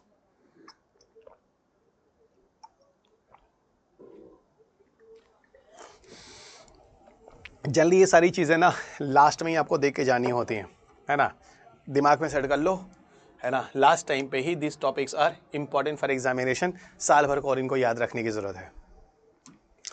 अगले टॉपिक पे चलते हैं, ऑपरेशन कच्छप, कच्छप की तरफ। कच्छप एक्चुअली हिंदी नाम है जिसका मतलब है कछुआ, ठीक है ना, टर्टल्स, टाटवाइज, जैसे भी बोलना चाहो। देखो यहाँ पर कुछ अपडेट्स आते हैं। क्या आता है? जो डायरेक्टरेट ऑफ रेवेन्यू इंटेलिजेंस है ना, वो कंडक्ट करता है ऑपरेशन कच्छप। ध्यान रखना, दिस कौन सा बॉडी है? तो directorate of revenue intelligence conducted operation Kachhap, ठीक है। और यहां पर ये लोग क्या करते हैं, जनरली 955 बेबी टर्टल्स, बेबी बता सकते बच्चा टर्टल, उसको रिकवर करते हैं, बचाते हैं, जो कि खतरे से मरने वाले थे। अब बताओ 955 अगर टर्टल आपने बचा लिए तो भैया अच्छा खासा टर्टल का, बेबी टर्टल का पॉपुलेशन ने बचा लिया ना, आगे बड़े होकर एडल्ट बन जाएंगे और उनके बच्चे ही बच्चे हो जाएंगे, टर्टल का पॉपुलेशन बढ़ जाएगा, ऐसे कह लो लेमैन भाषा में। अब देखो एक्चुअल में जो वेरियस स्पीसीज के टर्टल्स इनमें बिलोंग कर रहे हैं 955 में, इनमें कौन कौन से हैं? आपको इंडियन टेंट टर्टल मिलेंगे, बहुत तरह के टर्टल होते हैं, शॉर्ट में देख लो। इंडियन फ्लैशशेल टर्टल मिलेंगे, क्राउन रिवर टर्टल मिलेंगे, ब्लैक स्पॉटेड या पॉन्ड टर्टल मिलेंगे एंड ब्राउन रूफ्ड टर्टल मिलेंगे। अब देखो अगर हम गैंगेटिक टर्टल की तारीफ करें, सॉरी उसके बारे में जानने की कोशिश करें, गैंगेटिक टर्टल थोड़ा सा इंपॉर्टेंट हो जाता है, जैसे गैंगेटिक डॉल्फिन, तो गैंगेटिक टर्टल, गंगा वैसे भी आपको पता ही है, नेशनल रिवर बोलो या कुछ भी बोलो, है ना, it's very holy river for India and very very important. बहुत सारे लोग गंगा की सुरक्षा करने की कोशिश करते हैं, गंगा में बहुत सारे सरकारों ने पैसे दिए हैं, पर आज तक गंगा का प्रोजेक्ट कितना सक्सेसफुल हुआ है इस बारे में मुझे बताने की जरूरत है नहीं। यानी हमें लगता है कि गवर्नमेंट सिस्टम ही फेल है, है ना। और गवर्नमेंट सिस्टम क्या कर ले दोस्त, जब तक हम लोग अगल बगल के लोग नहीं सुधरेंगे तब तक गवर्नमेंट सिस्टम कुछ नहीं कर सकती है। वही मैं कहता हूं, गवर्नमेंट सिस्टम में आप नौकरी तो करने जाते हैं लेकिन गवर्नमेंट सिस्टम को बर्बाद करने जाते हैं। सरकारी नौकरी का मतलब सरकार का दामाद, ये सही बोलते हैं, गलत नहीं बोलते हैं। दामाद का मतलब काम धाम करना नहीं है, बैठ के सिर्फ पका पकाया खाना है। इसीलिए सरकारी लोग खुद ही सरकारी चीजों का यूज नहीं करते हैं और इसीलिए सरकारी चीजें सारी बिक जाती हैं। ठीक है, फिलहाल उस बारे में बात नहीं कर रही है, हमें उससे क्या लेना देना। आइए इधर बात करते हैं। आप देखो ना, जितने लोग BSNL है खुद BSNL का फोन नहीं यूज करते हैं। इससे बड़ा एग्जाम्पल मैं आपको क्या दूं। ठीक है, और वही BSNL का टावर देखो रिलायंस वाले कितना बढ़िया देते हैं, है ना।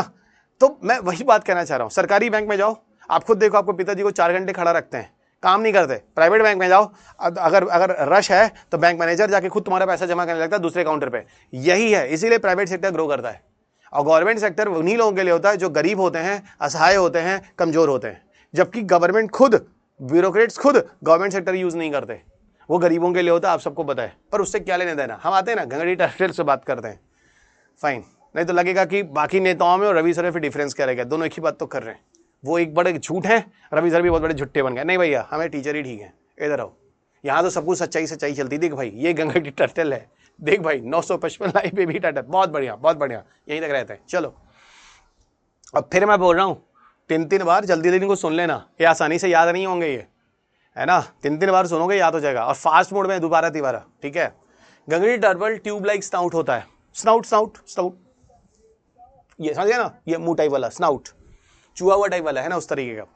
अपर सेल जो होता है बाहर वाला है ना, अपर सेल, वो राउंड होता है, ओवल भी हो सकता है, स्मूथ भी हो सकता है, मतलब कई तरह के हो सकते हैं। ठीक है, घंगड़ी टर्टल के जो है ना, olive or green in colour with a yellow border, मतलब ये देख रहे हो उसका स्ट्रक्चर। डोंट वरी, मैं एक पिक्चर भी लाया हूं, अभी आपको दिखाता हूं, रुक जाओ, लेकिन पहले देख लो। लिम्स जो होते हैं, है ना, वो अंडर साइड होते हैं। Turtles body are also green or grey cream in colour. Broad head होता है, हेड काफी बड़ा होता है, ब्रॉड हेड होता है। सिल्वर ब्लैक स्ट्रिप्स होते हैं, है ना, और सेंटर से लेकर टूवर्ड्स द साइड्स की तरफ जाते हैं। डीप रिवर में भी आपको ये घंगड़ी टर्टल्स मिल जाते हैं, बहने वाले पानी में भी मिल जाते हैं, लार्ज कैनॉल्स में मिल जाते हैं, लेक्स में भी मिल जाते हैं, और पॉन्ड्स के मड वगैरह में और सैंड बॉटम में भी आपको टर्टल्स देखने को मिलते हैं। देखो मैंने ना ये घंगड़ी टर्टल्स के दो छोटे, एक बड़ा वाला फोटो और बहुत सारे ये जो 955 जो लाइव बेबीज है ना, उनकी जो ओरिजिनल फोटो है PIB, जो गवर्नमेंट की वेबसाइट में लेके, ये PIB का ही रिपोर्ट है भाई, है ना, मैं लेकर आया हूँ और मैं आपको दिखाता हूँ। ये देखो, ये देखो, yes this is the picture guys, ये देखो मेरे बच्चों, है ना, ये देखो, ये एक्चुअल में जो मैं बता रहा था। ठीक है, और ये बेबी वाले जो पिक्चर, ये PIB से मैं लाया हूँ।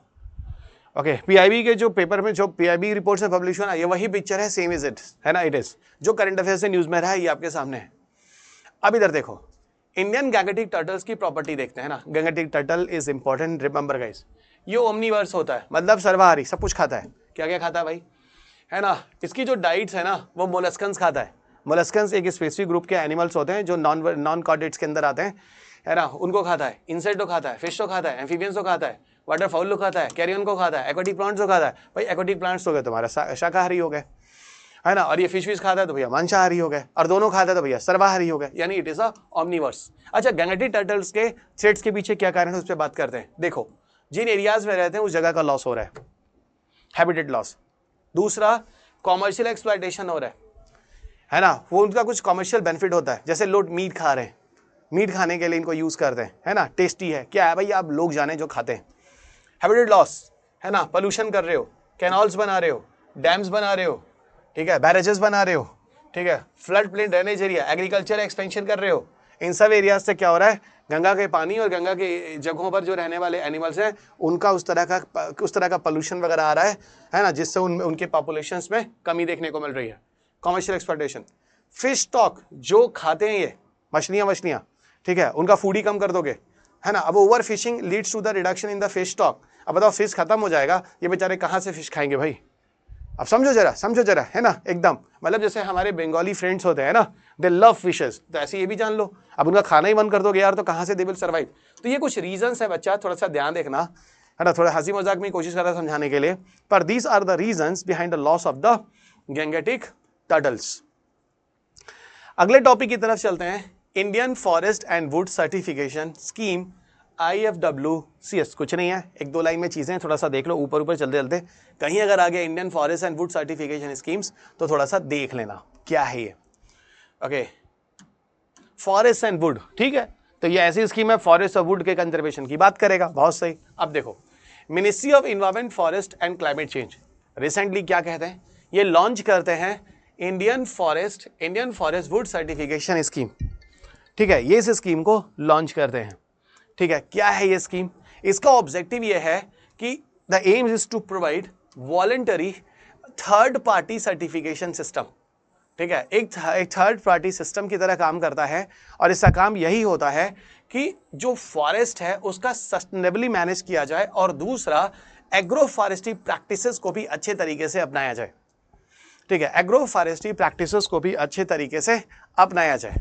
कैसे अपनाओगे, यहां पर इंटीग्रिटी रखना, ट्रांसपेरेंसी रखना, क्रेडिबिलिटी रखना, जिससे हम किसी पर्टिकुलर एरिया में फॉरेस्ट को सस्टेनेबली मैनेज कर सकें और साथ साथ वहां के जो वुड आधारित जो प्रोडक्ट होते हैं उनकी भी सुरक्षा कर सकें।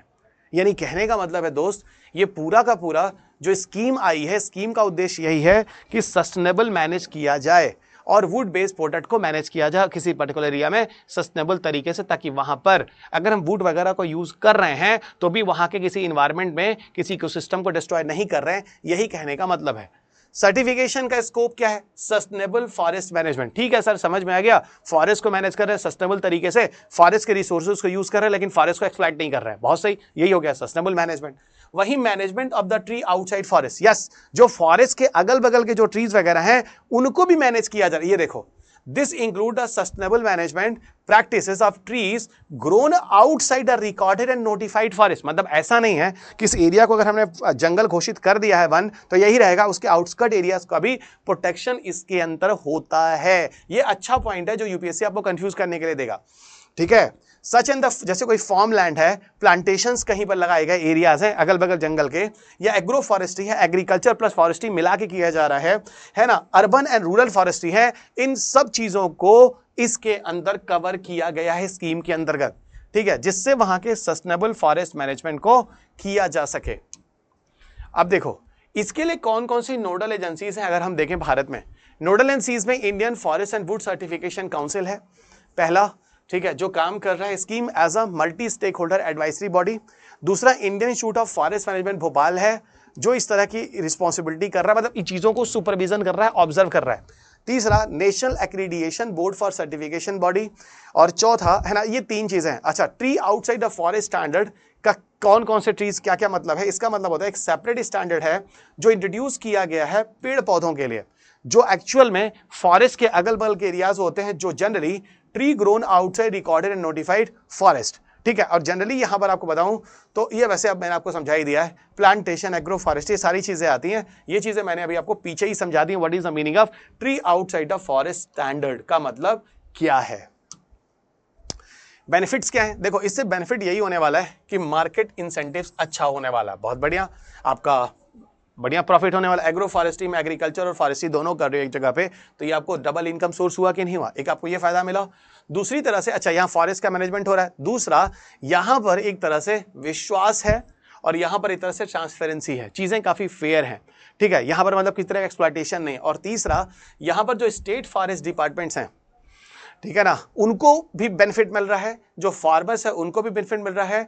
फार्मर प्रोड्यूसर ऑर्गेनाइजेशंस, जो ऐसी बॉडी जो फार्मर से जो चीजें प्रोड्यूस होती हैं, जो उनसे जुड़े हुए हैं, उनको वुड बेस्ड इंडस्ट्रीज, सब के सब एक तरह से एक वैल्यू चेन के द्वारा जुड़े हुए हैं, यानी सबको यहां पर फायदा होने वाला है, देख लेना। यानी अंत में ही बोलूंगा, इस पूरे के पूरे स्कीम के आने के पीछे कारण यही है, इंटीग्रेटेड वे में काम करना है, ठीक है। इंटीग्रेटेड वे में मतलब सब कुछ, वहां पर इकोनॉमी, वहां का इन्वायरमेंट, वहां का लैंड, वहां agro forestry, everything should be cover their guys, okay. अब देखो स्कीम्स के अंतर्गत कुछ चीजें और बताता हूं। The schemes align with global efforts to address deforestation concern, ठीक है, तो ठीक है, ग्लोबल एफर्ट्स है वैश्विक लेवल पर स्कीम के पीछे, और डिफॉरेस्टेशन वगैरह जो हो रहा है, वनों की कटाई हो रही है, उसको प्रोटेक्ट करने की कोशिश करनी है। देखो ऐसा है, कुछ न्यूज जो आए हैं मैं आपको ये बताता हूं, लगभग 100 कंट्रीज, ठीक है, साथ साथ आते हैं ग्लासगो कन्वेंशन में, जो यूएनएफसीसी की मीटिंग चलती है 2021 में, और ये वादा करते हैं, प्रॉमिस करते हैं कि 2030 तक हम डिफॉरेस्टेशन जो हुआ है उसको फिर से कम करके, खत्म करके और पीछे वाली कंडीशन में लौट जाएंगे। यानी फॉरेस्ट जिस हिसाब से लॉस हुआ है फिर से फॉरेस्ट को उस कंडीशन में लाने की कोशिश की जाएगी। ये शपथ है, ये ओथ है, या ये चीजें हैं जो ये लोग कह रहे हैं ग्लासगो कन्वेंशन 2021 में, यानी आगे वाले 10 साल के अंतर्गत ऐसा होगा, 9 से 10 साल में। अब यहां पर देखो other recent announcement related to forest management, ये अलग से कुछ चीजें हैं जो मैं आपको दे रहा हूं जो इस टॉपिक से लेना देना नहीं है। फॉरेस्ट मैनेजमेंट को लेकर कुछ अलग से जो चीजें करंट अफेयर्स या न्यूज में रही हैं। नेशनल वर्किंग प्लान कोड 2023 और दूसरा जो आप पे करंट अफेयर्स में रहेगा green credit programme and eco mark scheme, ये दोनों चीजें जो है वो रिसेंट अनाउंसमेंट है। अब देखो जो नेशनल वर्किंग प्लान कोड 2023 है, देख लेना भैया, ये क्वेश्चन आपके पेपर में आना जाए, और ग्रीन क्रेडिट प्रोग्राम जो है एंड इको मार्क स्कीम ये आना जाए। ये दोनों के दोनों करंट अफेयर्स में कुछ और चीजें हैं जो फॉरेस्ट मैनेजमेंट से जुड़ी हुई इस साल न्यूज में रही हैं। ठीक है, क्या है? इस नेशनल वर्किंग प्लान कोड को मिनिस्ट्री ऑफ इन्वायरमेंट, फॉरेस्ट और क्लाइमेट चेंज लेकर आया है और ये पूरी तरह से साइंटिफिक रिसर्च पर बेस्ड है। साइंटिफिक फॉरेस्ट मैनेजमेंट को यहां पर किया जाएगा। ठीक है, और इसकी मदद से हम लोग एक्चुअल में अपना नेशनल वर्किंग प्लान चलाएंगे, किस हिसाब से हम लोग देश के अंदर जंगलों की सुरक्षा करेंगे, पहली चीज, और इसके रिसोर्सेस को। दूसरा green credit programme and eco mark scheme, ये जो इंसेंटिव्स है ये वॉलंटरी इन्वायरमेंटल एक्शन यहां पर लिए जाएंगे। तो वॉलंटरी एक्शंस का मतलब होता है, आपको बताऊं, मैंने आपको पीछे एक चीज पढ़ाई थी, लाइफ मूवमेंट।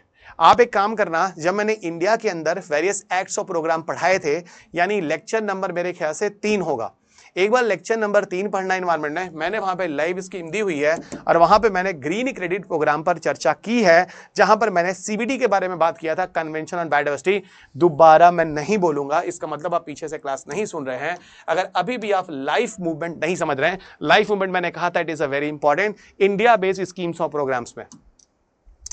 बाकी ये टॉपिक यहीं खत्म होता है। पीडीएफ को चुपचाप जाओ फटाफट टेलीग्राम से ले लो, ठीक है ना, टेलीग्राम से ले लो, और बाकी यूट्यूब पे जुड़े रहो, और भविष्य में भी यहीं जुड़े रहना सारे अपडेट्स के लिए। बहुत सारे यूट्यूब पर आपको एनसीईआरटी वगैरह के कोर्सेज भी दे रहा हूँ, वहीं अपलोड कर दूंगा बाइलिंगुअल और इंग्लिश में, ठीक है ना। सो पीपीटी टेलीग्राम और क्लास यूट्यूब, एनसीईआरटी वगैरह की क्लासेस वहीं सुन लो। ये वो जगह है जहाँ पर अगर आपको साइंटिफिक इन्वायरमेंट में लगता है यहाँ तो सिर्फ मैं करंट अफेयर्स ही पढ़ा रहा हूँ कि स्टैटिक भी सीखना है, तो आ जाओ चुपचाप, सीधा बता रहा हूँ, घुमा फिरा के नहीं, ठीक है। और अगर किसी को लगता है भाई क्यों पढ़ने की जरूरत है, 40-50 पन्ने के लास्ट के करंट अफेयर्स ही किसी मैगजीन से काम हो जाएगा, तो आप अपना समय मत बर्बाद करो, बस अब निकाल लो कैसे भी, ठीक है। तो जो लोग सच में विषय सीखना चाहते हैं साइंटिफिक इन्वायरमेंट, उनके लिए सिर्फ एकमात्र सोल्यूशन मेरा वाला है ना, मेरा वाला पूर्वांचल से एप्लीकेशन जाओ, चुपचाप इंस्टॉल करो।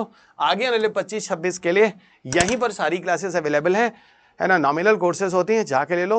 बड़े कोचिंग में जाते हो, करोड़ों लाखों रुपए खर्च करते हो, कुछ 1000 रुपए में आपको कोर्सेज मिल जाएंगी, जाके ले लो। और साइंटिफिक इन्वायरमेंट का अच्छा स्कोप है, 30+ क्वेश्चन आते हैं, और या तो आप चाहो सीधा स्कैन करके आप एप्लीकेशन पे जा सकते हो, दोनों ऑप्शन आपके पास हैं, ठीक है। ये टेलीग्राम, ये आपका यूट्यूब से इंस्टाग्राम, हर जगह मैं आपको अवेलेबल हूँ, मिल जाऊंगा। आगे बढ़ते हैं। ये वो किताबें हैं जो मैं हर साल अपडेट करता हूं, और जो बच्चे सच में ये जानते हैं कि एक ही बार पढ़ना है और 30+ क्वेश्चन साइंटिफिक इन्वायरमेंट से आते हैं, तो भैया ठीक से बढ़िया से कर डालो। ये किताब हर साल अपडेट होती है, इन्हीं के करंट अफेयर्स हर साल हम आपको लास्ट में देते हैं, इन्हीं के स्टैटिक के लिए पूर्वांचल इस एप्लीकेशन पे आपको कह रहा हूं कोर्सेज ले लो। बाकी अब इतना ही बोलूंगा, अगले लेसन में अगर जरूरत हुई फिर आगे वीडियोस अभी यहाँ बनाऊंगा। बाकी अपना ख्याल रखिए, स्वस्थ रहिए, खुश रहिए, मस्त रहिए, मुस्कुराते रहिए। जय हिंद और ऑल द बेस्ट आपको 2024 के प्रीलिम्स एग्जामिनेशन के लिए जितने भी बच्चे जा रहे हैं। अब इसी के साथ आपकी सारी सभा समाप्त होती है। अपना ख्याल रखिए, बहुत ही रिलैक्स होकर जाइएगा। और एक चीज़ और मैं बता दूं, टेंशन में मत जाइएगा, टेंशन हर किसी को होता है, बस मान के जाइए जो पढ़ा है वो आएगा। ऊपर वाले पे भरोसा कीजिए, माँ बाप से बात कीजिए, थोड़ा पॉजिटिव रखते हैं माँ बाप आपको, डोंट वरी बेटा होगा, है ना, वो होगा बड़ा मैटर करता है। मेरा भी कहना, अगर आपने मेहनत से काम किया है तो आपका होगा, और मेहनत और ईमानदारी दोनों, ठीक है, और सही तरीके से, जैसे मैं आपको बार बार कह रहा हूँ, होगा, जरूर होगा। हो सकता है 1 साल नहीं 2 साल लग जाए, लेकिन होगा, क्योंकि जो बंदा मेहनत करता है वो मेहनत कभी बेकार नहीं जाता। तो चलिए दोस्त, अपना ख्याल रखिए, स्वस्थ रहिए, खुश रहिए, मस्त रहिए, मुस्कुराते रहिए। जय हिंद। वीडियोस को, क्लासेस को लोगों तक बताइएगा जरूर, क्योंकि मेरे 20 साल होने के बाद भी मुझे कोई नहीं जानता, ऐसा मुझे लगता है, बाकी मुझे तो पता नहीं। कोशिश करना इन चीज़ों को बहुत सारे ग्रुप में पूरा का पूरा जो प्लेलिस्ट है उसी को उठा के शेयर कर देना। और करंट अफेयर्स में आपके छोटे छोटे वीडियोस बन रहे हैं और आगे आने वाले 25 के लिए भी बहुत सारे वीडियोस यहाँ पे उपलब्ध हैं, आप यूट्यूब से ले लेना और टेलीग्राम से भी जुड़े रहना। बाकी दोस्तों को भी ग्रुप पे जरूर बताना, ठीक है। Thank you everyone. नहीं तो हम लोग कभी दुनिया में कुछ कर ही नहीं पाएंगे, लोग हम लोग से जुड़ ही नहीं पाएंगे इतनी मेहनत करने के बाद, इसीलिए हम लोग का सारा काम बेकार हो जाता है अगर आप इन चीज़ों को शेयर नहीं करेंगे, लोगों तक नहीं पहुंचाएंगे। Thank you everyone, all the best for UPSC 2025। मन से देना, रिलैक्स होकर देना। मानता हूं ये प्रॉब्लम है, टेंशन होती है इस प्रिपरेशन में, सबको होती है, और जिसका रिजल्ट आता है उसको भी टेंशन रहती है, पता नहीं मेरा होगा नहीं होगा, अंत बदलता वो रैंक 1 हो जाता है या IAS हो जाता है। ये एग्जाम ही ऐसा है, इसलिए आप ये पॉजिटिव मान के चलिए, आप बड़े स्पेशल हैं, ऊपर वाले ने आपको सोचा है और आपका होगा, ठीक है। थैंक यू, जय हिंद, बाय।